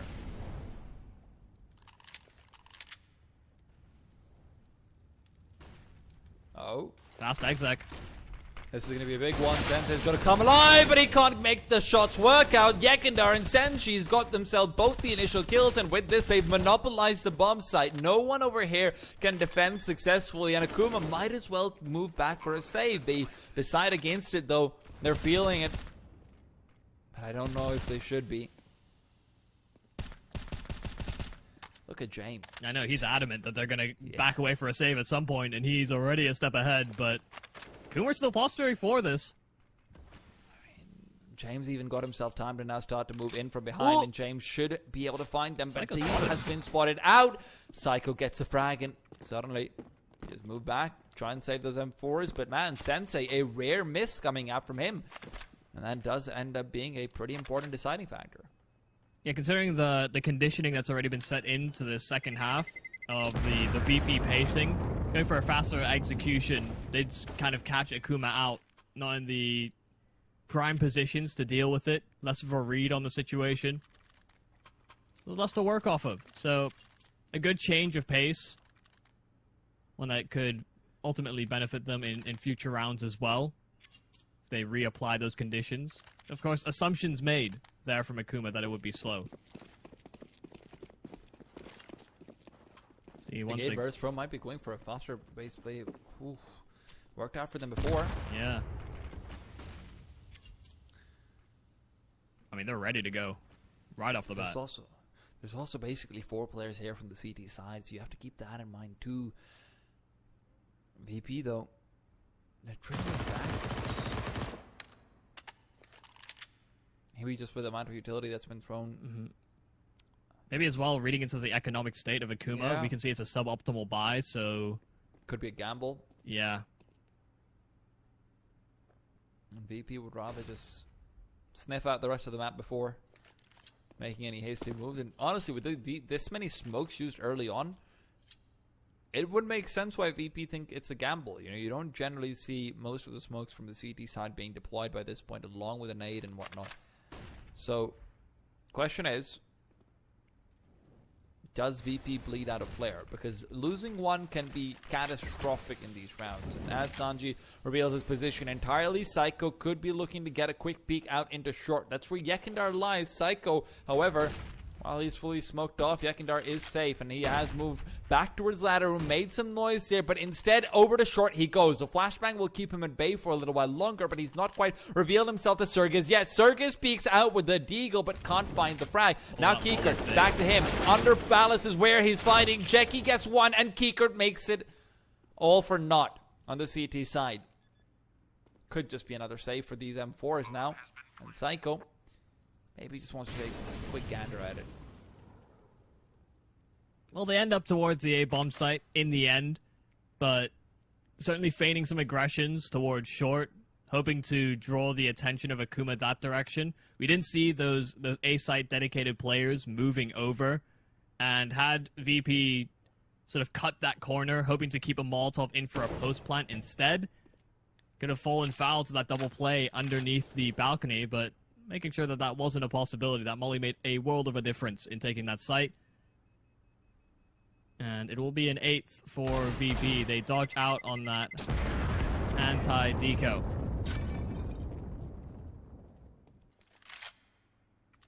Solid for Akuma that they keep their hands on these M4s alongside it. Fully expect that the plan will be to gamble one of the sites and pick wrong, just save it again. I mean, at this point, the one thing that Akuma do have going for them is, you know, just the round advantage is so massive. VP have to really start fighting back, and this is where VP look like they are very solidly in control ever since the D-sides come through. But I'm going to hold that point because DemQ is holding that L that Bungie just handed to him. I can't believe I used millennial talk, but hey, zoom. Was a speedy one, that's for sure. Thought they might play a bit more conservatively, but DemQ was right in their face. It's alright, Michael. At some point, we all thought we'd be more conservative than we actually ended up. Well, it's not exactly all passive play. Surges is cleared out B. Here's steps top mid, and is now navigating down under. Saji could have been exposed. Had Buster alongside him, but XX coming over towards A, and Surges is going to be hot on their heels once again. This time not an MP9, so can't be quite so hot-footed about it. Psycho locking things down, slowing them as well. Could work out in Surges' favor. Has the chance to get his hands on a rifle. And this is really big because they don't really have the space to move back. Question is, can Sensei find anything? The only problem is his weapon. It's only a USP, and I can't see him being able to really flourish with that.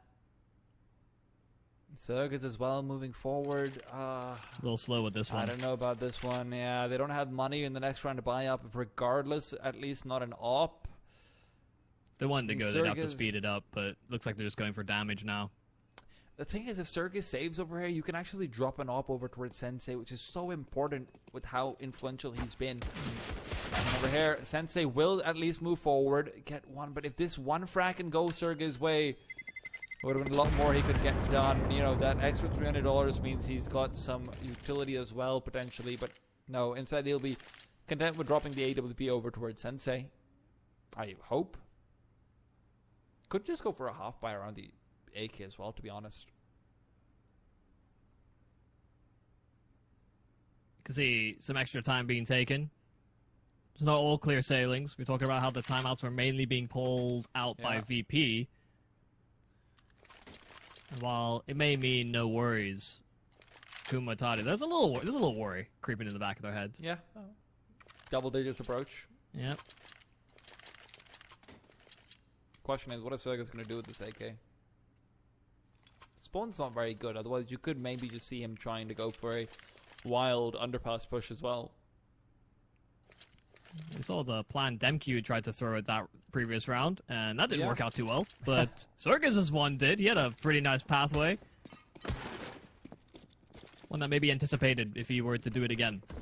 Ooh, so aggressive, but he didn't pull out his gun in time. Psycho, however, good for the trade, and now looking for more. Keekert reveals his position. It's against a deagle, so you've got to be so careful. But Keekert will find the frag and make sure it's a 4 versus 3, which is also very important. One of the things you'll notice in these anti-eco rounds is from very high-level teams is that they will prioritize in getting the advantage again, even if they have to take a duel versus the deagle. It might not be the most advisable thing, but just being in a 4v4 in a position where you don't know what the opponent's buy is, you don't know the status or utility. There's a lot more variables you have to consider when you're making a decision of which bomb site to end up on. So getting the advantage back is massive. Of course, if you lose this that duel, you're kind of screwed. But he did it. Well, so and far that's so what good. makes it all okay. Yeah, that advantage that they found meant that Akuma went for more of a gamble-oriented play. It reinforced B, but it looked good for VP initially, moving away from that B bomb site. But look at what Akuma are up to. They are reading into this like a fiddle. They are meeting them here. Ah, that smoke timing is perfect. That smoke timing is perfect. 3 players over in Palace, and they're going to have to wait because they don't know what the hell is going on here. And now Sergis sees the first. He's plucking them out. He's got 1. He's got 2. Bombs been dropped. James got the orb. He wanted to stay up there. He can't really move in. And now Sergis has to back off to be able to get the reload. Demq still yet to reveal himself. Sanji's expecting him to be in short, and he's not going to turn around. Oh my god. Demq! He's got 1. He's got 2. 15-9. Akuma. What a round coming out from them. The reads are there, and Sergis' positioning shuts it down. That one smoke, Michael, that one smoke over in Palace. Oh, that is just beautiful. Some trigger discipline there for Demq, but the timings and just the angles that are being held as well just line up perfectly for him. That's ridiculous. And I think kind of thematically through this map, Akuma have been in these advantages so often, but some really just solid calling throughout. Might be a done deal. VP have done well to claw some rounds back in their favor, but may have to start thinking about map 2. Akuma, of course, knocking at the door of forcing that issue. I've got Demq locking down the B apartments, allows them to focus a bit more attention towards the prospect of an A-sided split. Jackie's angle is one of the most annoying ones in the game to deal with. 1 pixel. But, yeah. And he just backs off there, and then you just can't punish it. That's what makes it so strong. Flashbangs though come out. Jackie's down. Psycho, however, doesn't need to do anything yet. Sensei's managed to cover his back, and Psycho's been given chances to reposition. However, meanwhile, they're all falling apart. Sensei and Sergis are just carrying VP a new one. And look at Demq. Look at Demq. Still back in the B bomb site. They don't want to have to deal with any of that rotation back to B late round shenanigans again. They've already lost too many rounds to it. Sergis jiggling away. He knows where James is now, as well as the bomb. And James. Oh, James. Oh. Sensei plays that beautifully. Just adjusts his position by a pixel instead of playing the standard angle. And now with the double flash coming through, Sergis will shut down the last player. It's a sloppy duel, but it's a fantastic game. It's Akuma to take the first one over. 16-9, not even letting VP get double digits. Michael, that game was beautiful. So well called and so well played. Yeah, what a fantastic map there from Akuma, and it shows as well. The first one, you know, maybe even Sergis will self-admittedly say that Na'Vi didn't quite play up to the standard. Maybe the same could be applied here for VP, but you could see how Akuma were making them so uncomfortable in a lot of their peaks, especially when they're on that T side. We saw some really targeted utility to try and compromise positions where James frequents, and while he was still finding shots with the AWP, it felt like VP were just fighting from the back foot positionally, trying to almost run a guessing game as to what Akuma were up to. And that only worries me further now moving into a map that kind of plays similarly in Dust 2. Yeah, that's the segue I was going to go for too. It really is going to be incredibly difficult for a Virtus Pro fan to sit here for Dust 2, because really at this point, we don't know what's going to happen. If there's one thing you have going for you though, it's the fact that Sensei is not turning up in simple mode, which is what we saw against Na'Vi. Of course, he's still looking pretty damn sharp. I'm not going to take that away from him, but he's not looking like he'll solo carry the game. Unfortunately, the rest of his team are also looking pretty damn good right now as well. Psycho in particular, really impressed on that T side, and then obviously Sergis just had so many fantastic moments coming into it. However, we've actually got to go out of it for now. We've got to go take a bit of a short break. When we're back, it'll be Dust 2, and you don't want to miss any of that action, so stay tuned and don't go anywhere. We'll be back after a bit. There are only a few seconds to close this round. A headshot. Nice. Fist bumps go to the teammates. I wanna hear your go, go, go.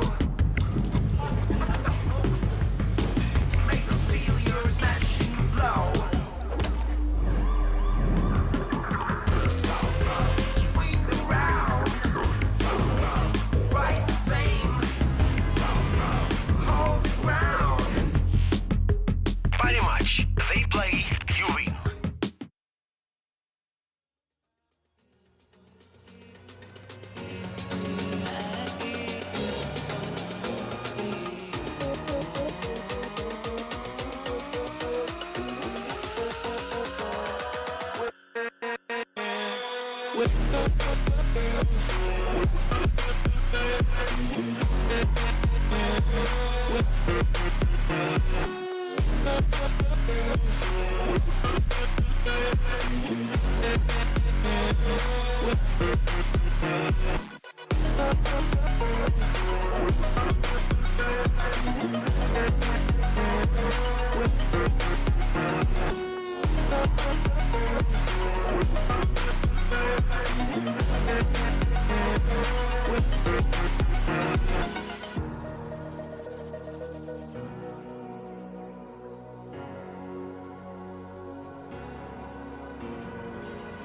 I be your superhero?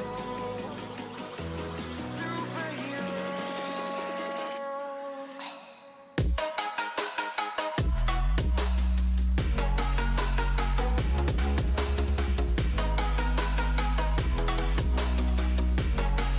Can I be your superhero? Superhero. Superhero.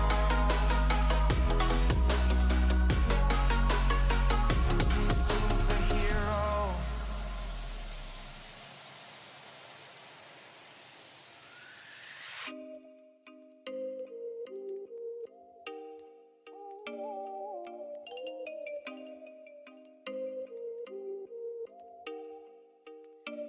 Oh, you make me wanna talk back to you. Say it like that. If I hate you, then find someone new. Baby, but you know I never will. No, so I choke you down just like a pill.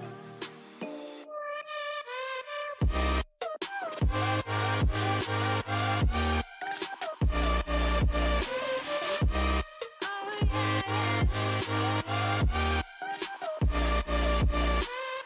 Take you like a breeze.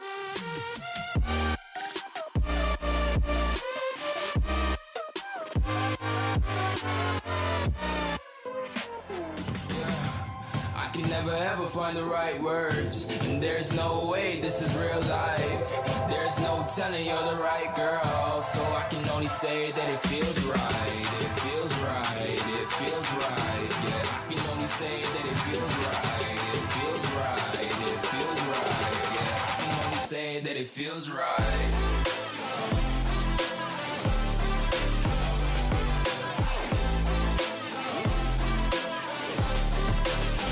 That it feels right.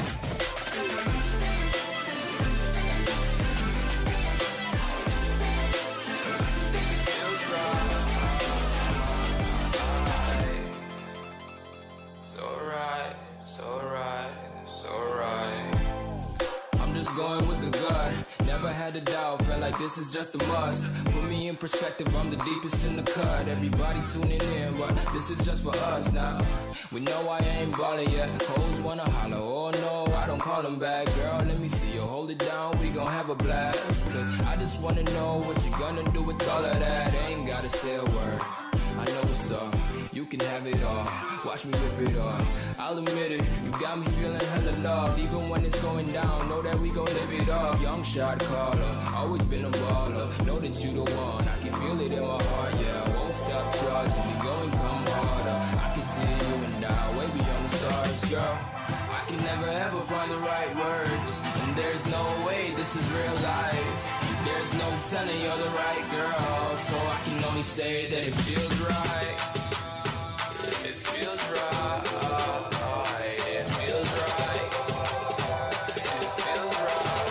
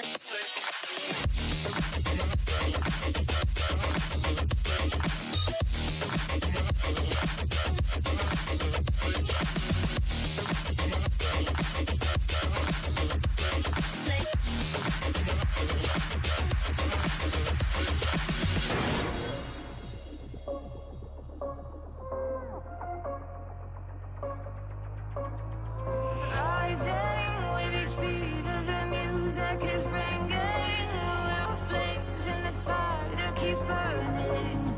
We're inviting the night in.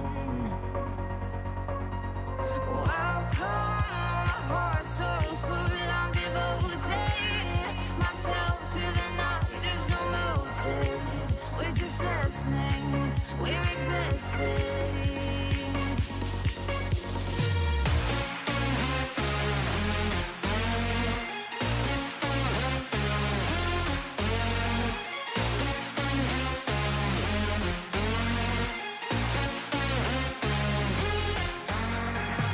We stay where the music plays, where the notes drop below, where the people sway.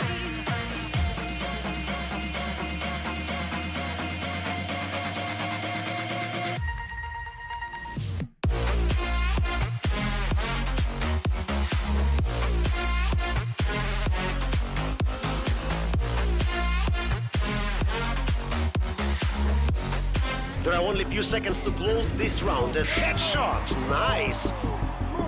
Fist bumps go to the teammates. I wanna hear your go, go, go. Make them feel your smashing blow. Swing around. Rise to fame. Hold the ground. Pretty much. They play, you win. Welcome back to the Epic League. We've already had one slightly stompy 2-0. Question is, are we about to see another one? And if so, is it going to be a pretty damn surprising one? It's Virtus Pro versus Akuma for the upper bracket semi-final number 2. I'm Teed. I'm joined by none other than Michael Yumi Cassidy. We've had Mirage being swept away by Akuma 16-9. Now it's time for Dust 2, Virtus Pro's pick. Yeah, and this is a very almost similar draft to their game against Na'Vi, where it ended it in Mirage, Dust 2. It was Train. We almost got Train again. It was Vertigo. It's Vertigo this time around instead of Train. And, I mean, if it worked the first time, maybe it worked the second. I don't know. I'm kind of just all about the story here for Akuma, because I think the core of this team has been always interesting to watch in the past. And now you kind of get to see them resurface as a result of this RMR, and it's just showing just how competitive this CIS scene is, and just how one or two roster moves can really reinvigorate a team to effectively elevate to the same levels as teams like Na'Vi or VP. Sure, these might be one-offs, these might be smaller instances. Maybe they're not taking it as seriously as some of the sort of grand finals that they've maybe participated in at other events. But this is for pivotal points. These are RMR placement points that everybody is going to be fighting for. The prize pool may not be as high, but that RMR is almost 10 times more tantalizing. I mean, in so many ways, it's also about the top 5 teams are going to be going through the major, but then 2 teams from, the top 2 are going to be having legend spots. So you're always fighting for those in the first place. But now the question suddenly becomes, hey, Entropic is also there. You know, maybe there's something to be done. Of course, we're going to be getting into the game as well pretty soon in just a moment or two. So we'll switch over to that in just a second. But yeah.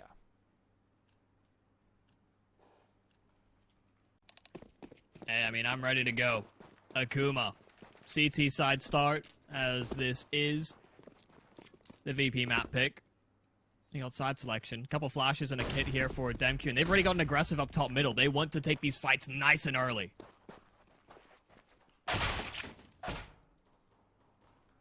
They did the first one. Yeah, Sanji gets a nice little goosh initially, but now fighting back. It was Psycho trying to get the equalizer. Sanji, though, just doubles up, and now Demq over in mid needs to save the day. He's got a kit, though, and that makes it very difficult for him to take head-on duels. Should they lose the kit with an unrecoverable position, it's practically game over for the pistol round there and then.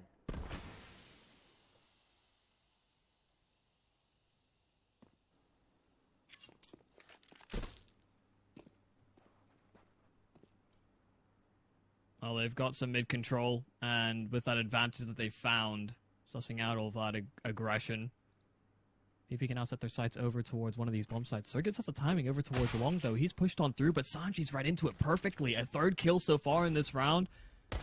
MQ trying to lock things down over at that A bomb site, but using the flash we saw Shiro use time and time again on this A bomb site. Demq trying to hold things down, but Sanji's on for the ace. He's got all 4 so far. Jackie all that remains, and he's been spotted out towards CT. Sanji will miss out on the ace, but the round is done. VP have everything they need. Jackie is stuck between a rock and a hard place, and I think these walls may be closing trash compactor style. Jackie just gets demolished over there. No real options, but they try to get aggressive. Sanji's just very well prepared to intercept and shut down whatever sort of semblance of aggression that they want to show at that point. Psycho really needed to be the person who finds that return frag. Though if he brings it back to a 4v4, it's an entirely different position. But in that situation, just not able to step up, and Sanji will instead shut him down. Now, VP starting things off the right way. Of course, this is exactly how they started off Mirage as well, albeit slightly less dominantly in the pistol round, but we'll still have to wait to see. Double scouts being picked up by Demq and Sensei. A lot to be done here. How many times are they going to swing at this? A lot of scout shots being rattled through. Often favors the CT side on these faster swings. Pressure on the lower tunnels will deter them from investigating that much further.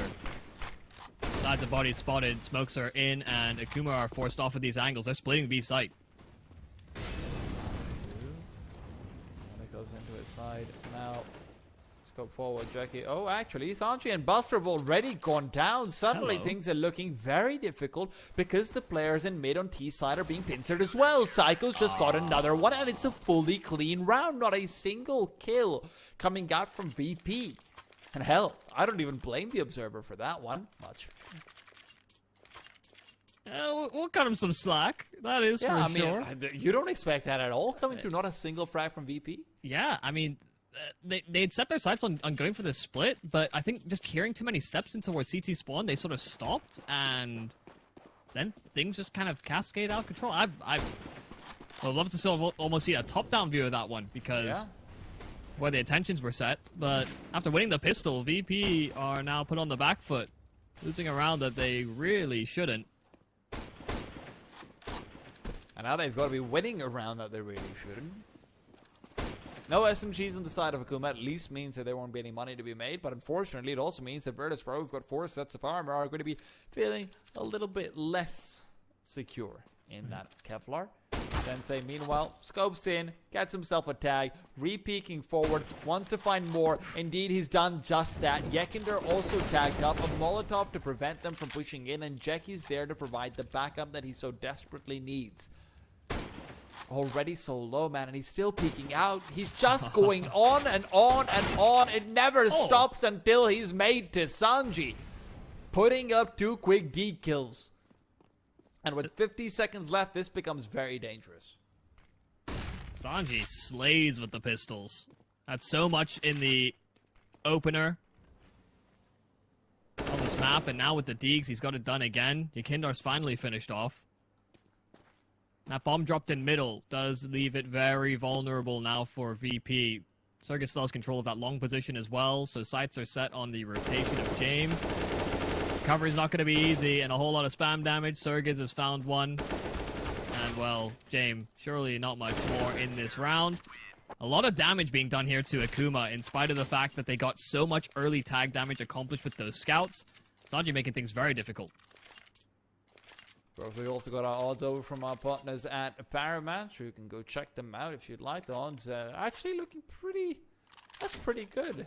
For the Yeah. map too, of course, it's not for the entire match, it's just for the second map. 220 for Akuma, 140 for VP, and of course if you want to just quickly scroll down, we've got Twitch banners where you can get a bonus in your first deposit as well. You go over there, make sure you're over 18, legal, bet responsibly, all that good stuff as well though.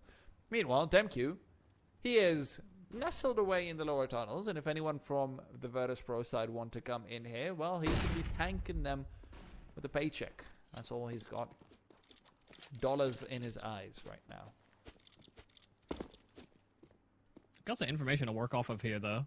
Buster was close to the tunnels, heard the flashes. Likely heard the steps rotating away.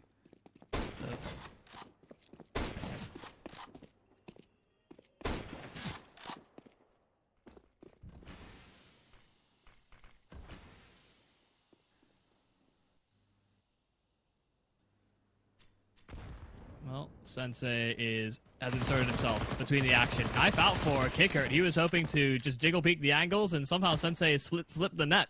Sanji spinning around and realizing that he's subjected his teammate to a compromising spot. Sensei finally gets gunned down, but the damage been done. They know where these players are, and Sergez wants a piece of the action. Wants a slice of the pie. Going to be caught between two angles, damage, and only tags. This is getting worse and worse by the minute here for Akuma, considering the actual weaponry that was brought into the round here for VP.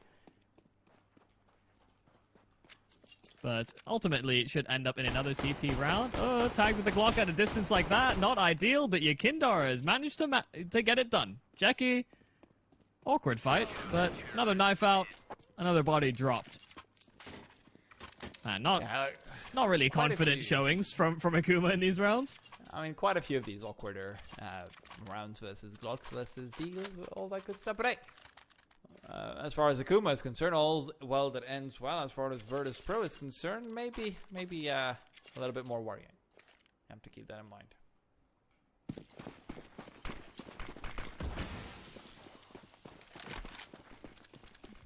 You know what they say in the West? Double the ops, double the excitement. It's not a saying that I've heard too frequently, but hoping that it's certainly true. Well, so far it is. Demq's gotten pretty aggressive initially.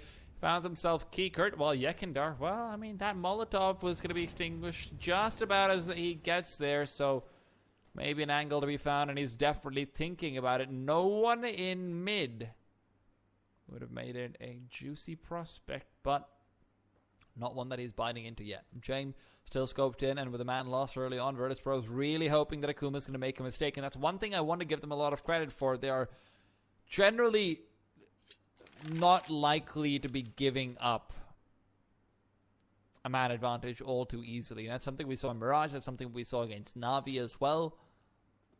This team is very comfortable playing passively on Dust 2 in a 5v4. Well, I say passively. Jackie's pretty aggressive. Yeah, getting so much information by going for this jiggle peek, and unless Yakindar finds the perfect timing, going to be a hard target to hit. Has the protocol down as well. Very similar position he was playing on A on Mirage. Ready to deploy that smoke. Oh, Jackie, this could be massive if they start to move in here. Jackie's just waiting at the mouth of the smoke, and it's so deep as well. It gives him a lot more maneuverability, a lot more space. VP knows this is hard as well. Look how they're trying to reposition. Smoke timing is perfect. They're hoping Yakindar can find something. Doesn't look like it. Jackie, though, he's backed off. This could be everything. Demq, scope forward. They're leading into him. He's got himself the first. Now repositioning, waiting for Jackie to take contact. Jackie looks away for a second, but Demq's there to pick up the pace. Sanji alone, a 1-on-4. They're trying to let him die after the time, and Demq's repositioning. The flashback is there, but Demq will punish. Sanji does get himself loss bonus, and that's one thing he's got in his favor, but that got hellishly close to him losing out on even that. And it looks like panic, but it's actually just composure in a situation like that, because he knows the time is not enough for a round win there for VP. And they're seeing if they can get an additional punish layer on top of that, but the flash is there, the running out of ammo there on Sanji. Had to take the shot. Demq once again going for this aggressive play towards the lower tunnels. Might be anticipated this time around. That deeper smoke is spotted out. James could be hot on his heels as well if Demq's not careful. Oh, goodbye. Is he? Surely not. Oh, don't do this. Oh, Demq. Okay. Ooh. Demke could have come away with a frag there. Yeah. James was kind of playing with his food a bit too much. He left his teammate out to dry. Well, still tricky though. Right now, he's being left out to dry as well. No one there to give him backup, and suddenly the force buys. Well, not even force buy. This is a full eco coming out the way of VP more than Akuma. 4-2 seems to be the score that is destined. Sanji with the deagle can still catch out a couple of players. Maybe just take away one of those AK-47s out as well. But man, just those 1 or 2 frags that end up happening. Demke going for the same peak again. This time he is suspected, and then he's sniffed out. Yeah, it seemed like James had an inkling that was a possibility, but wasn't even all too convinced it would happen again. But double take was enough. Oh my, Sanji has been so crisp with the deagle. What a peak. Oh, yeah. That is magnificent. Now, even able to back off with the AK. Dude, that is a big find. Akuma are going to have to stretch their economy much more thin. Fortunately for them, Psycho's got 5,000. Demke's pretty healthy as well, so Jackie can be compensated for. However, right now with that frag, suddenly becomes a lot more difficult. Rifle? Yep.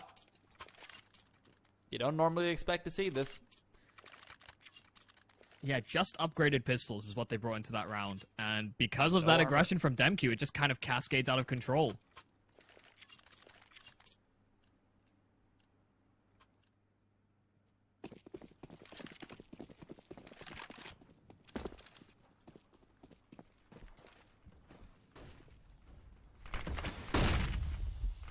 Well,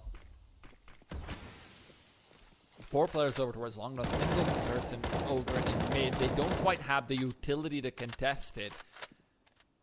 And I'm surprised that Demke's been left alone this way. He doesn't have anything at all. No smokes to keep them at bay. Is instead just going to be playing a little bit of an off angle and hoping that they end up going to A. But that's not something you generally see from a double op setup. Flashbangs all raining out as well, and now they've gone back to a slightly more standard spread on the Akuma side. Sensei, over in mid, wants to get a little bit involved. Oh, great peek. Kurt caught in transition, trying to rendezvous up, and they're going to speed things up. Utility sailing out, Yakindar trying to find the sentry.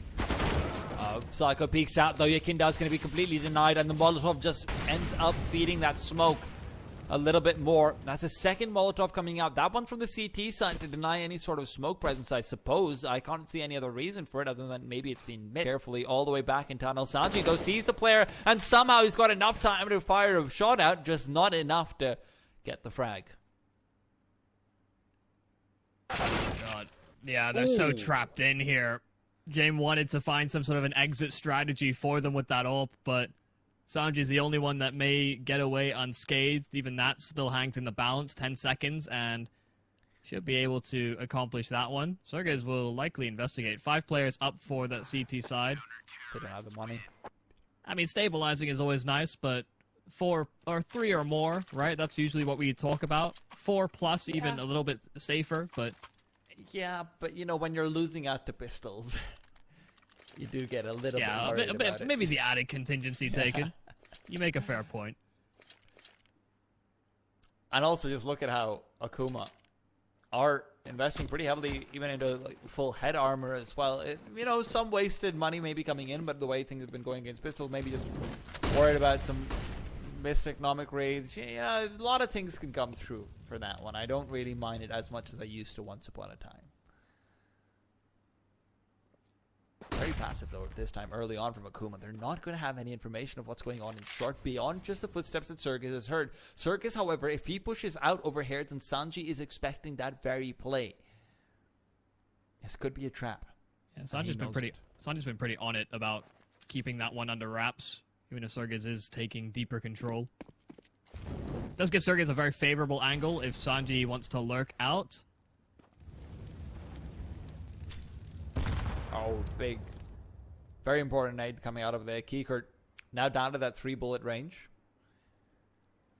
And when you're going up short, that matters a lot more than you'd think, honestly. Yeah, the headshot territory as well. Fast rotate from CT. All you get is the head. Turkus is still just not moving out from this position. He knows about the lurks that are coming in. This is so well read into. Smokes now go forward as well. Virtus.pro are going for the executor. Molotov is there to cut them off. Yakindar's been damaged so heavily. James as well. But they have managed to move past it. Psycho's there to pick up the pace, and Yakindar will fall. Kikert now inching through. A smoke has been placed, and that allows them to wait for a while longer and forces the T's into an awkward position. That's where Buster should be coming in, but both him and Sanji can't really find much because Jackie's still in position to cut it off. A Molotov will even stop them from going in pursuit. It's Demq instead who ends up falling. They're trying to hightail it back towards that B-bomb site, and Jackie might be able to get there in time with this flashback. This is going to be massive, but Sanji needs to be careful. That flashbang just finishes it. You're right, they didn't. Misreading and mistiming the clock to save 4 players on the T side. I mean, they flubbed the Vanguard smokes as well, moving in towards that A site. Both smokes land on the rail, and you know that can work in some instances of getting the sort of distance into the site. But your legs are exposed before you can really see into the bomb site effectively. So that makes the AWP's job a whole lot easier fighting from that ramp position. That looked like the smoke just missed, and they wanted to cancel, but it was just far too late. They'd ground so much time off, thinking that they could still make it work on A.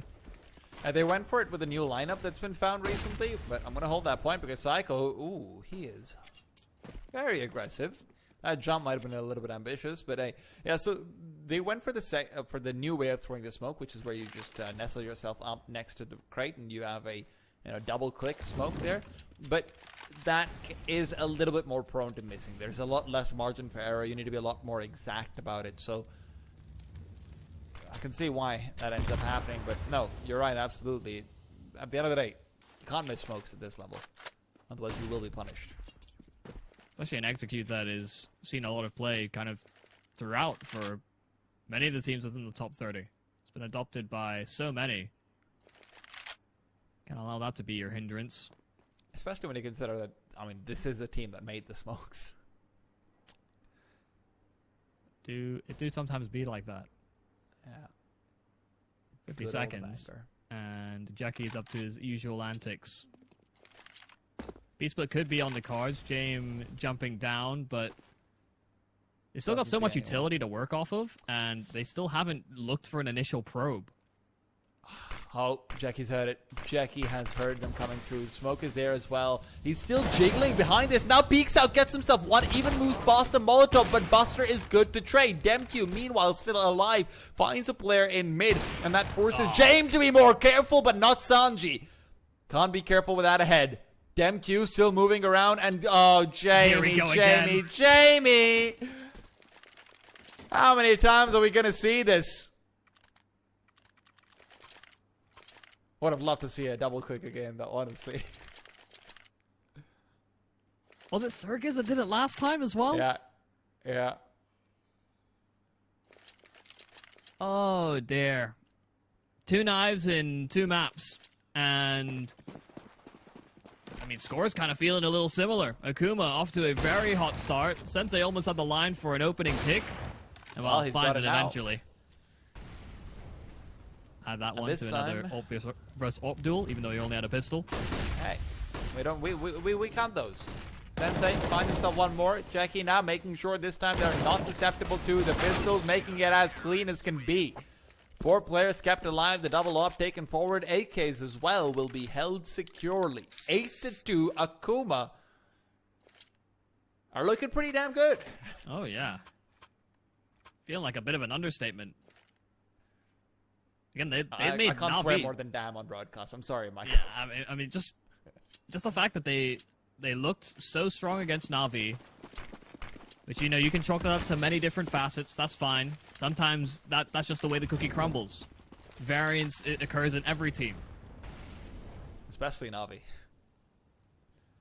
Yeah, they're also transitioning. They're bringing in bit. Sometimes things don't quite line up. Oh, absolutely. And VP certainly not on the most stable ground either. But Earthquake or not, at the end of the day, they are still being swept out right now. Exactly. Lightning strikes in the same place a few too many times. There may just be a rod. Well, Akuma, that rod is looking electric right now. Sensei He's got a fair bit of utility still left over here, but while he's getting aggressive, could be caught off. That nade a little bit too slow, otherwise maybe could have done a lot more damage. Smokes now going out. Molotov as well. Sensei is trying to defend, but he's missed his shot and misses chance. Sanji to punish Sergis, fighting back, but the Molotov will keep them at bay only for so long.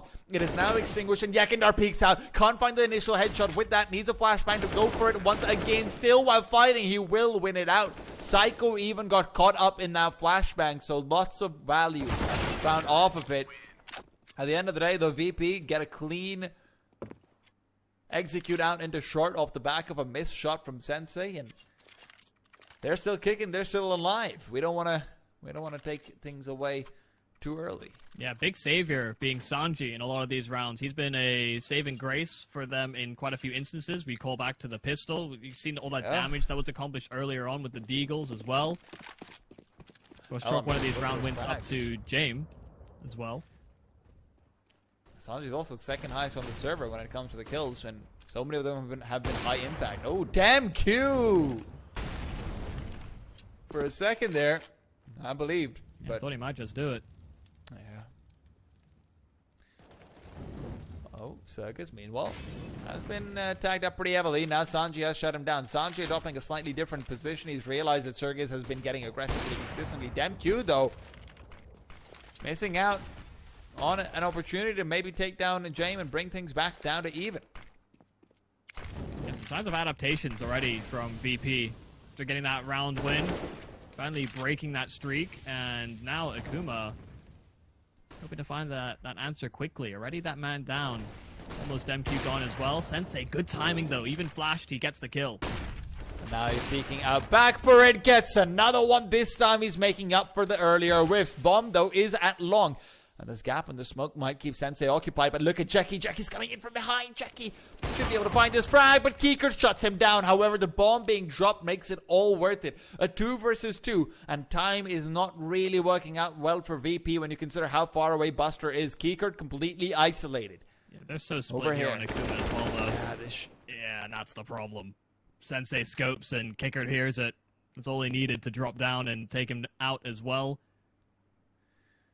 Thank you, 8 HP. It all comes down to positioning. Well, he has positioned this perfectly, but barely misses the timing. Now he's go forward. They know where he is. They're checking it, and DemQ can't quite get it. That looked like it should have been their round, but the double op being what's left alive at the end because Jackie misses out his chance to find the kill. And with that, it all comes tumbling back in the favor of VP. Sensei did it his best. Sensei finds these 2 magnificent kills, but it just isn't enough. All right, we're into breaking the money of Akuma territory now. So VP can really bring this half back. It's going to be the pivotal round to shift things over. We haven't seen overly aggressive stances over towards B. A lot of towing the line from Jackie, traditionally. Thought about getting a little bit further in, but you could see how VP have postured up for a potential punish if Jackie oversteps. DemQ and Jackie did do this quite often against Navi as well, though, but Jackie, he's just backing off for now. They need to start moving in, and this is where DemQ could just line them up. Sergis, already having found one in mid, though, has forced VP back. They're expecting this to be a B-sided stack, and that's why they're starting to move back, but that's the incorrect read. Sergis even now over in Suicide. He's going to be able to do so much. Sergis is waiting for them to move past. They're crouching away, but Sergis knows he's heard the scope. He's heard the scope. The call's been made. Sergis even crouches out from underneath, and he should be able to find this frag. He sees him turning away. The flashbang now as well comes out, buying some more time, and it's good, but not good enough. James will find the frag. Sensei cannot punish, and now the 3 players have already come out from long. Sensei needs to show up over here. No flashbang, so it's an ops game. Long range angles, but can he find the first? Tries to flick, but James too quick on the run boost. back over. They've got the smokes to cross. They do not have Molotovs on the CT side, and Demq peeks out try, gets one, moves back, switches out for the AWP, but while he's burning, it's Shame to get one. Times with bot, and Psycho's the one to purchase. 2-on-1. Sanji fighting back, but no time bomb for him. No bomb for him. No chance for him. And a 9th will go the way of Akuma. Oh, such a big double there from Psycho. Moved in on the site and really kind of calling into question there that aggression from Demq. He gets that kill, falls back. Thought he made that misstep, but the fact that he actually falls there works to their advantage because I don't think another one has found his way into the bomb site with how far Demq was fighting for control. And now VP knocked down a peg. Of course, there is still some reserve to buy. But that could have been the difference between an 8-7 half for VP, a potential 9-6. There's still room to work off of here, but that was a really expensive round for everybody involved. Came down to the final 2 players, so compromises are going to be taken by both sides. Economic compromise, sure, Michael, but rounds are going the way of Akuma, and there's no words to be mashed about that one. VP can still fight for 9-6. They have that opportunity, but this gun round is going to mean everything to them. And Sensei, oh, you know he wants to go for this peak right now. For now, just waiting for Kikit. Kikit will not be going straight for the push down towards mid. Instead, he's slightly susceptible to Psycho, who's revealed his position. Jackie, you can't keep going for this again and again. You really can't. They're going to be expecting this. They need to find the kill, and they know it. And now, Jackie, he's seen it, pulls out the MP9, and Buster shut him down before the smoke and bloom. Demq will fight back where he can, but there's no additional player over towards that B bomb site, so the safe call has been made.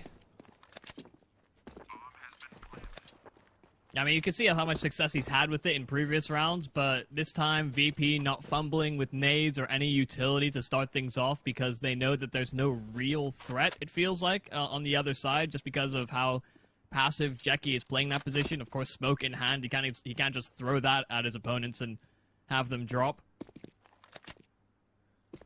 And it's just about exploiting that timing, just as that smoke blooms. That's where Jackie falls. I don't even think... Yeah, I don't think the weapons are all too safe here for VP. I mean, if Sergis goes for hunting over here and he finds his AWP, that would be big. They can take the double off forward, but he's smart about it. He's playing over from trash cans instead of playing from on top. But yeah, sorry. I interrupted you. My bad. Nah, that's alright. Sergis didn't go too far with it. Yeah. Could have definitely hunted a bit more. I think there's been a few moments like that from him in particular, but some understandable decisions being made, especially on the CT side. Poor guy's not seen too much action so far. He's 4-6 in a round, on their 15th round. 4-2-6, hell. So, slightly more of an uneventful game when it comes to his position. But Jackie, ooh, okay. James trying to punish him over there, but not quite able to do that. All control given up for free this time over from Akuma. Yeah, amicable exchange. Okay, less amicable in middle. Demq going to be sour about that one. Psycho wants to get aggressive, though, and a flash could be primed here by Sensei. Well, they're moving past right now. Flashbang does go through Shane. Now moving past 2, but there's no shot there. Yekindar's the one to punish. VP might have just secured their 9th round. The only thing that can maybe save them at this point from the CT side is some heroics coming out from Sensei, who is being boosted up back towards short. All 5 players of VP are in long, so as an opper, it is sort of the best case situation, but the problem is that Jackie is now moving back towards that B bomb site because they are suspecting a play to be made over there. And boy, are they wrong. Yeah, VP have had a tendency this series already to show presence, go elsewhere. This time it isn't a fake. Not reconsidering their options. They've fallen victim to time a fair amount of those instances. So looking Taking a peek. Oh, Out, dear. he's got two in the smoke. Circus makes it all possible. And now the second smoke comes up from VP. They need to cross because there's not much time. Keeker comes in from behind. The flashbang is there, but it's just barely good enough to block out Sensei. Circus needs to go for the ace, and despite him doing his best, Geekirk finding Jackie there just ends up being the unraveling. You could see in your mind's eye Akuma running away with it with those 2 kills. Oh, you have got to be kidding me. Zerg is, of course, going to go for it, but there's too many targets. He swings into 2. He could have won the round there and then if not for that lurking pressure on short. That is ridiculous. I mean, I've got to check out the odds from partners from Paramatch as well. I mean, how have they changed? Because, that is a big swing. 152 to 242 now. Of course, to anyone who's trying to remember for map number 2's winner, it was actually again in favor of VP. But of course, if you want to go over to where's Paramatch, check them out. If you're 18 and above, bet responsibly, all that good stuff. You can scroll down a little bit in our Twitch, click on the banner, make it happen. Yeah, I've seen our partners kind of flip-flopping, understandably, with how the scores have been going. Hell, I'm flip-flopping. Yeah, I mean, it all makes sense. VP would have certainly come in as favorites, but could be showing that they've got more to this. Not a random event. What happened a day ago? Well, sounds you right now. Oh, good frag initially. Always can count on him for the pistols, but DemQ's pay for the trade this time over at least. So no almost ace. And with this much control being gained over, Zergis is also starting to lead through. Wants to get himself a quick few. Flashbang also chucked out. Yekindar will be able to dodge them and go back to Gandalf. Zergis still fighting backwards, but inside CT spawner where 2 players are trying to push forward. They've been locked out and the bomb should be plantable, but Yekindar will not be peeking out right now. He knows this is a fake coming through. Now the question is, does Yekindar peek? And as he does so, they're turned around. He will get 1, but because he can't get the headshot, they're still good. It's back to a 3v3 though, as DemQ's been good on the lurk, and now he can threaten these players in CT. They need to start moving. Sensei around the corner of the smoke with a P250. He's trying to move forward. They're going for the defuse over here. Yekindar is sticking it. Yekindar can stick it. He's forced off of it right at the last few seconds. And DemQ with 4 kills, just the positioning. A perfect counter to Virtus Pro's retake setup where they had 3 players playing from CT ramp. Jeez, man. Just waiting out that smoke, just hovering for so long. I was getting nervous, but really solid round there from DemQ. And, of course, he's also one of the, it's weird to say new additions to Akuma, because he's a returning member. But swapping out, they had one of their previous members depart. That's where that duo comes in, him and Jackie. Sergis fast out towards long. Akuma's found an opener. And, of course, it is just pistols here for VP. But Akuma wanting to be a little bit healthier about how they've been approaching these anti-force spies or anti-pistol rounds, because VP have been getting away with quite a lot so far this map. It's true, but right now, maybe not quite as much. James, so far, very unsuccessful when it comes to Zeus's, James. Gotta start to wonder. Maybe not everyone's meant to use a taser. DemQ, though, definitely meant to use the AK.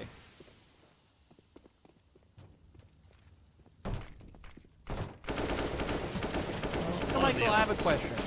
I have a very important question. Do you think Valve computer generated the sound that comes from, being killed by a taser? Do you think they had, like, I don't know, like a voice actor sit there and just try different variations for 6 hours, and Gaben's just sitting there like, more pitch. More.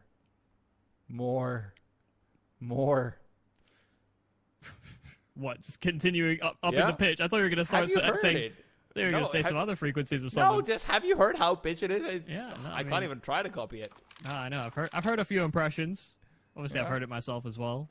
Been on the receiving end of a Zeus or two. But, that's pretty good. I mean, not what I was going for, but yeah. I doubt it was that much of a big deal. Just send it out randomly on some freelancing website. But hey, man, I need to hear somebody scream, and in the weirdest way possible, and you might get a few interesting responses. Yeah. Virtus Pro, though, would like a couple of interesting responses to start climbing back into things, though. And this is where the gun rounds begin, and this is where maybe James got something to do. So far, though, this game has been all about Sanji, and Sanji's been given a Galil. So, don't know how much you can really expect from him. It all comes down to it. Demq's so aggressive and so damn good. He's found two. Now, Molotov pulled away. Readjust. What is this? Demq now going for more. He's not stopping. Oh, as he moves past. Oh, you know it. You know he wants to go for the ace over here. He smells blood in the water and a highlight on Reddit. Moving past, a nade has been dodged. Jackie as well, off in the hunt. He doesn't care if he's on fire. He already knows it. Jackie, meanwhile, finds one. And Buster, he's just trying to fight for his life. Do what he can. Get away. He's got a wife and kids to look after. And he's doing it well, but not for long enough. Sergis shuts him down. First gun round, say what? And that's the perfect example of just recognizing when you are kind of just feeling it in a round, right? He gets those first two kills on short.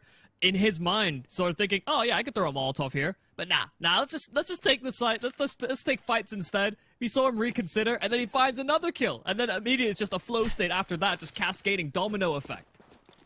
And then he dies to the Molotov.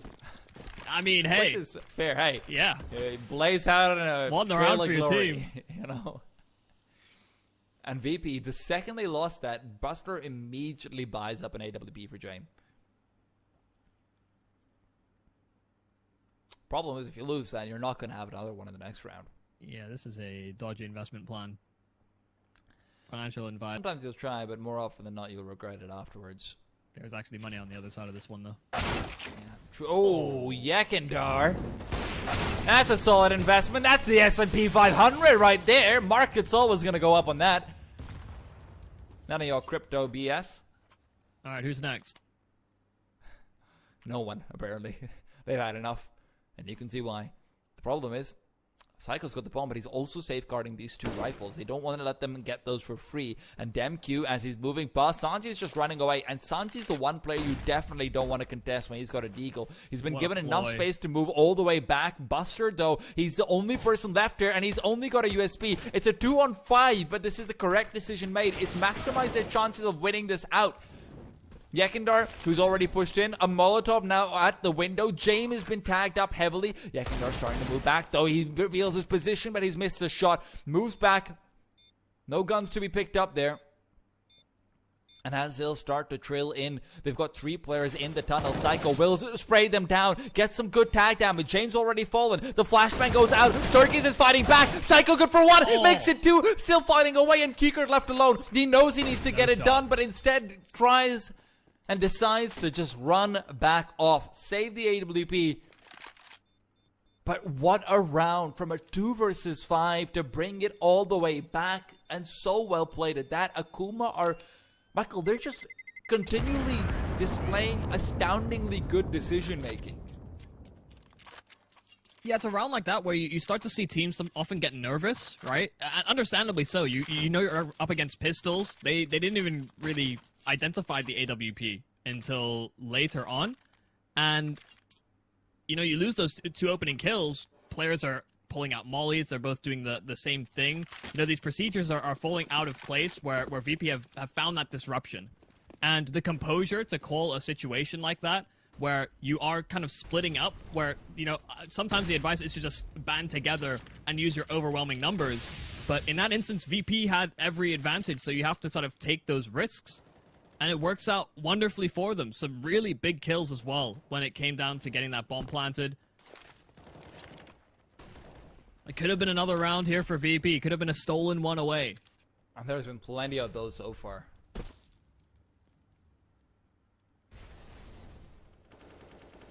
Meanwhile, though, Yakindaru's had a bit more of a quiet game today. Hasn't had a chance to show any of his shenanigans. Good round in the previous one, of course, but now short control fully established. Op, nowhere in sight to protect it. Sanji, good nade though. That's gonna. Oh no, it bounces off the corner. Shallow. Yeah, it doesn't quite go where it's supposed to. Otherwise, that could have been big. Two players over in mid, though. And, oh, we've got to keep an eye out for James. They're coming back towards Long, and James got to be able to defend this, but there's so many of them. Circus, he'll be the first to fall, and James immediately backs off, but doesn't give up the angle. Just readjusting slowly. You might expect that to be the solo player, and indeed, now that they've decided to run away from here, he was. Now, bomb site's being taken. Jackie's moving in. A Molotov as well, right at their feet. Sanji, though, with a miss spray, will only take 99 HP from Psycho. Yekindar misses his shots as well, and it's just a mechanical outfall. Buster, the only player to find one so far, and the bomb will go down. Can they go for this retake? Psycho's so low, but I don't think they know it. Longer they hesitate, the more they'll convince themselves against it, and James lost an AWP, so Buster really feeling out of this round. This is likely 14 for Akuma. Buster not moving an inch, so just looking to try and find a clear and safe haven. Oh, this is likely 15 for Akuma. Let's not forget, they don't have money inside of VP. Buster has even revealed himself now. They're going to be hunting. You can hear them, and so can he. Buster smokes himself off on one angle, but he's not expecting this on the other side. Jackie and company are now coming through. They're making sure they'll be going for a double peek together. Buster's not got much HP in the first, and that could be the nail in the coffin. VP, you better be calling a timeout right now to decide whether you save and go for overtime, or whether you buy and go for broke. Yeah, no tricks, no dropped over AWPs. Nothing. It's rifles that will be forced into this because their back's up against the wall in this instance. You gotta respect that. You gotta respect that. And let's not forget, the loser of this match goes down against... Oh, baby! Let's go! Jackie! What a kill there! We've questioned him mechanically throughout the series, but hell. Questions are answered. Don't even know if that's entirely fair, right? Because, I mean, we talked about how Jackie was kind of duoed up with DemQ. I think it's just being the fact that he's unproven against these top teams and still kind of putting up those consistent numbers that I think he was brought into this system for. Yeah, I mean, he's making all the right decisions. It's just sometimes it doesn't always pay off, and that's just how CS is, and I'm sure he's going to be one to watch out for, which is the most exciting thing about Akuma, is that there's still so much improvement to be had on this team.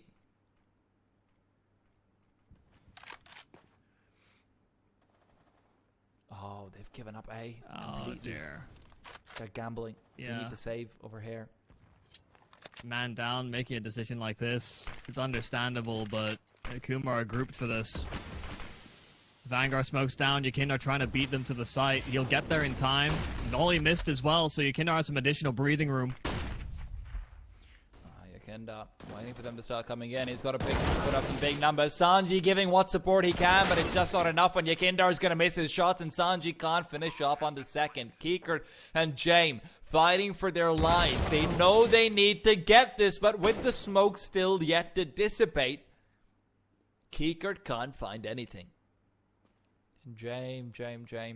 Poor James. 15-6 seems like an impossible scoreline, and he knows it. And as he moves forward, that AK will not be saved. Jackie, 3 kills. Shut them all down. 15-6.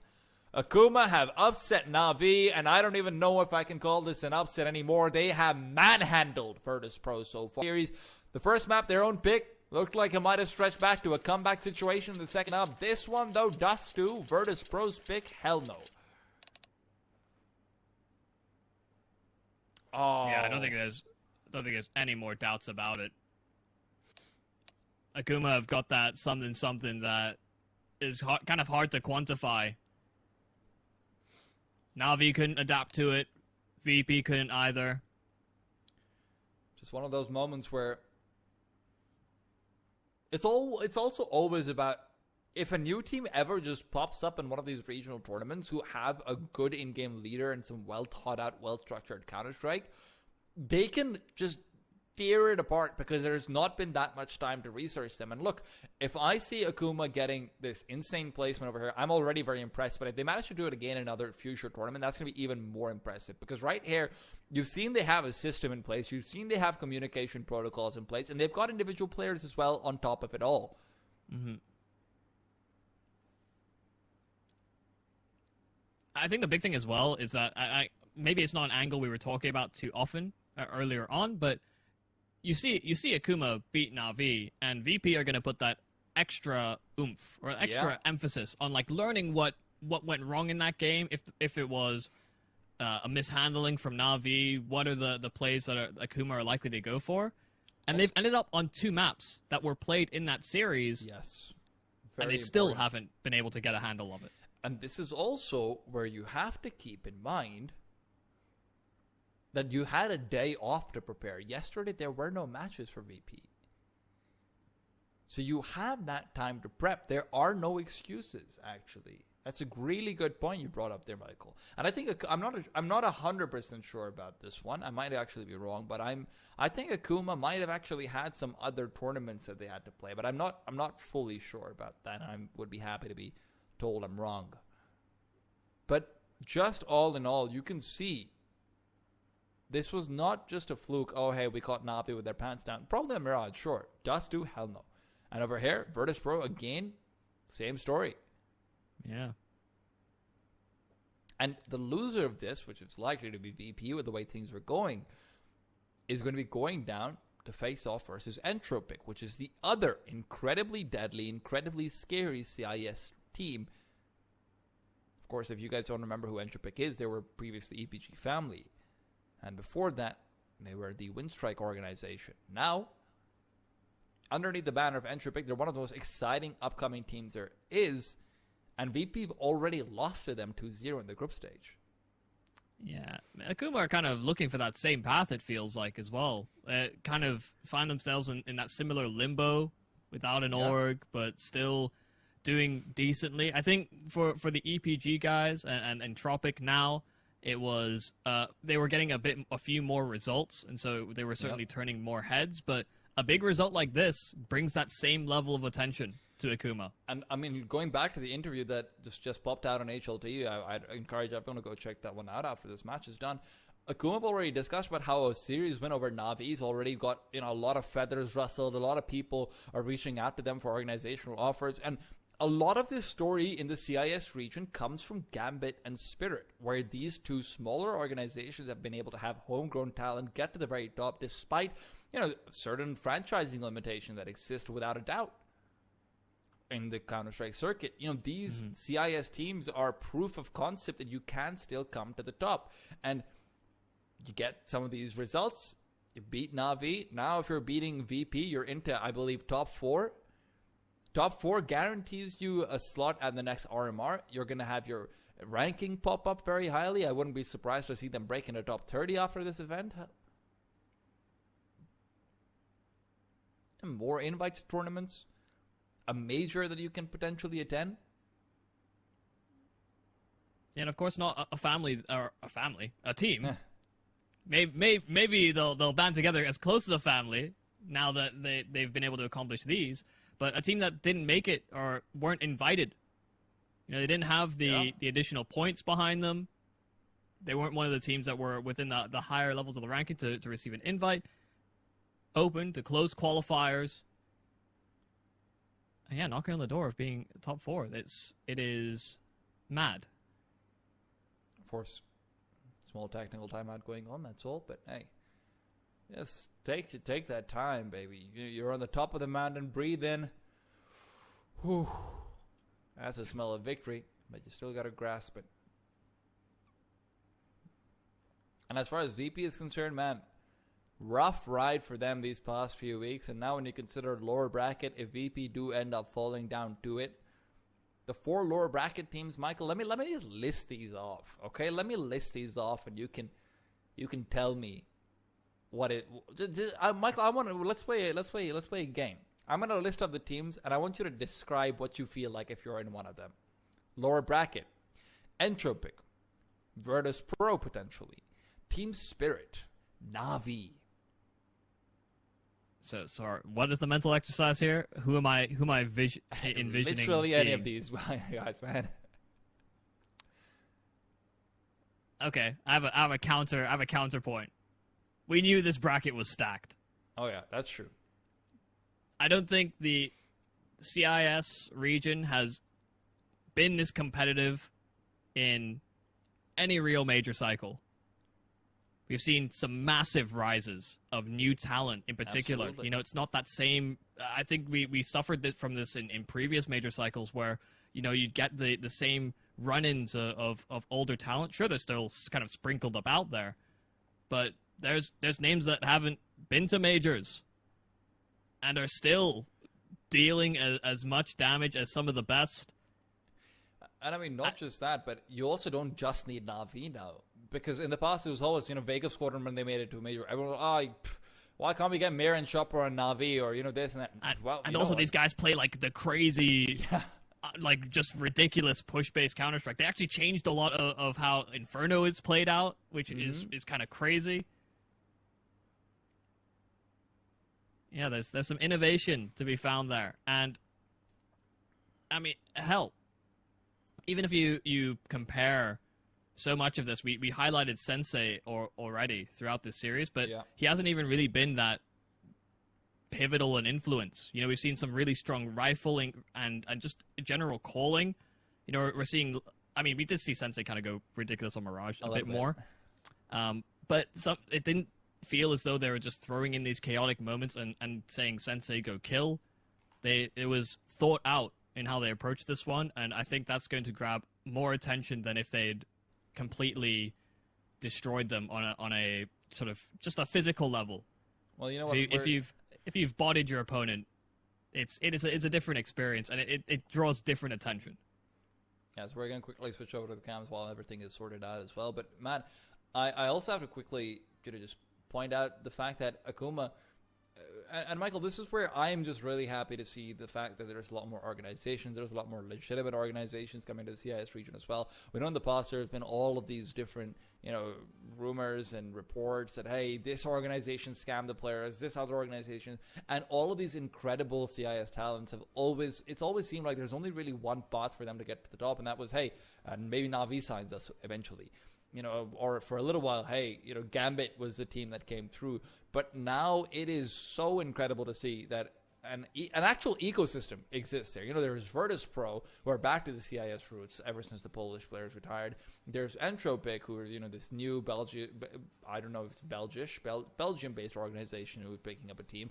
Akuma have got rumors that they've got a team coming through. Spirit's obviously an org that's grown massively recently. Spirit, you know, doing so much. And now this is just great to see that players have the opportunity to rise to the top without necessarily being underneath the Na'Vi brand. Just the competitiveness that has been encouraged and everything as well. However, we've still got to see whether Virtus Pro can actually make a comeback or not. It's 15-6, and we've got to head back into the game. Well, I don't know that this is going to be a possible road here for Na'Vi VP. I'm confusing the two now because they're in similar positions, but it's going to be a long road for VP. 9 straight needed to bring this to OT, just to stay alive, threaten a third map. But it's looking like Akuma may have it in 2. Wonder if there will be... Yeah, I wonder if there are going to be drastic changes to the CT setup here for VP. It doesn't feel like they've taken too many chances on these CT sides thus far. And it may just be a risk worth investigating, considering the position they find themselves in. Maybe the tech timeout, you know, just resets Akuma's aim a little bit. You never know. Meanwhile, though, Yekindar all the way over towards short. Scouts out a couple of these players with a minute left. That's very important, but VP still do not know enough to gamble. And with 5 pharmacists, a retake is going to be difficult enough, not to mention the fact that Sanchi is the only one with a kit, and he is quite literally on the other side of the map if they go towards the B-bomb side. Demq, meanwhile, pushing forward, but doesn't really want to go for this right peak. They'll just be smoking off the double smoke for mid to B, and now moving back over. Buster scouted out. Demq trying to lead the charge forward. Psycho's the one to find the first, and Demq makes it 2, and that should be it. That should be GG spelled out, especially with Sergis finding and dropping the kit. over to the top of mid. James now has to fight back. A flashbang as well to blind him out completely. He's the last player left alive. There is nothing he can do. A 1-on-5 and Virtus.pro, they're gone. They are gone. Akuma take it out into yet again. Somehow, they just keep getting it done. And they maintain that upper bracket run. They've turned heads. They've upset 2 squads now. And now they have everybody's attention. I don't think there's a doubt in anyone's mind. Akuma, they've beaten the odds. And it's a fantastic story for these players to hold, considering that lapse in organization and the players that have kind of stuck together can maintain that system. And you can see how methodical they are in approaching those mid rounds. Just and I mean, hey, VP now into the lower bracket as well. That is rough. Well, let's take a look at those brackets, because VP, of course, we haven't seen the last of them. They will be facing off against Entropic, as we've discussed quite a bit. But Gambit and Akuma will now be battling off against each other in the upper bracket finals as well. And, of course, a lot more action still yet to be seen. You don't want to be missing out Spirit and Na'Vi battling it out against each other as well. That'll be tomorrow, naturally, and the day after you'll have that upper bracket final as well. When all said and done, we've seen a lot of upsets so far. That's just the way we like the CIS RMR to be. But the fact that Akuma has come through with this unique calling style with such incredibly well thought out rounds and defaults, and now, you know, mid rounding is fantastic from them as well. Some places where you see some mechanical hiccups, but if your mechanics are your weakest point, that's also generally considered the easiest to improve upon. So Gambit might be a little bit of a tough ask, but I'm definitely excited for that matchup.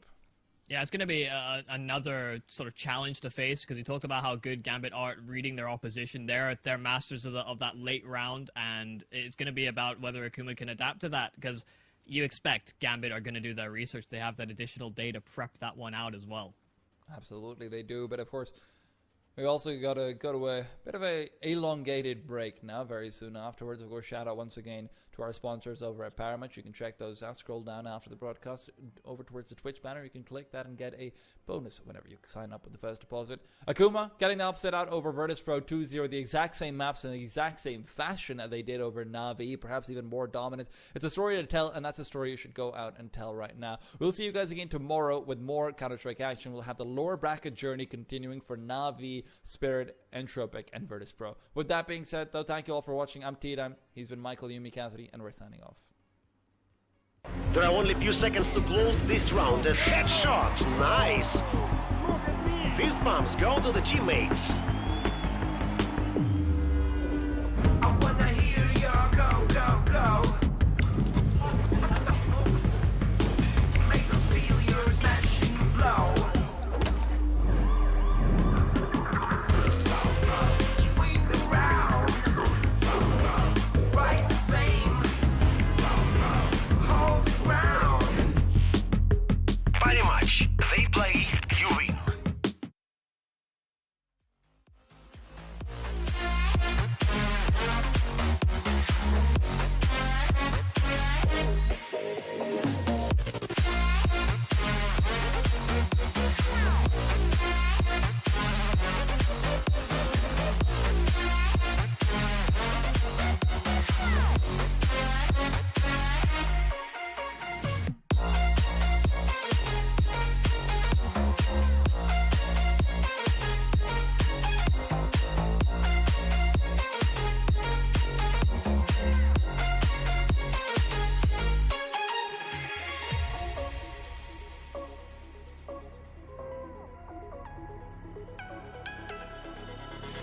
A little bit of light, a little bit of gold. Under pressure, you start to fold like a diamond from gold. Maybe you are something I cannot define. Maybe you are the fallen kind. I lead them with violence, the silent side of me. We see where fire starts to breathe. When I would lay in silence, the voice inside of me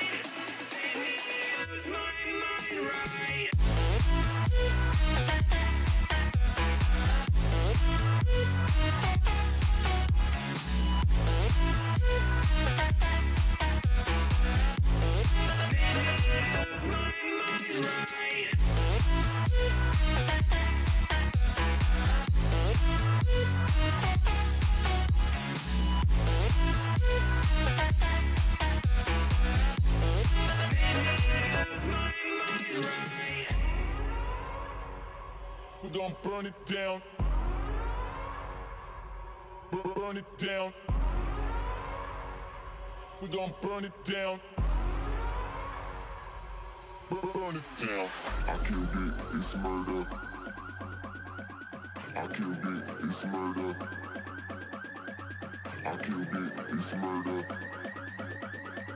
I killed it, it's murder. I killed it, it's murder, go crazy, berserker. I killed it, it's murder, go crazy, berserker. I killed it, it's murder, go crazy, berserker. I killed it, it's murder, go crazy, berserker.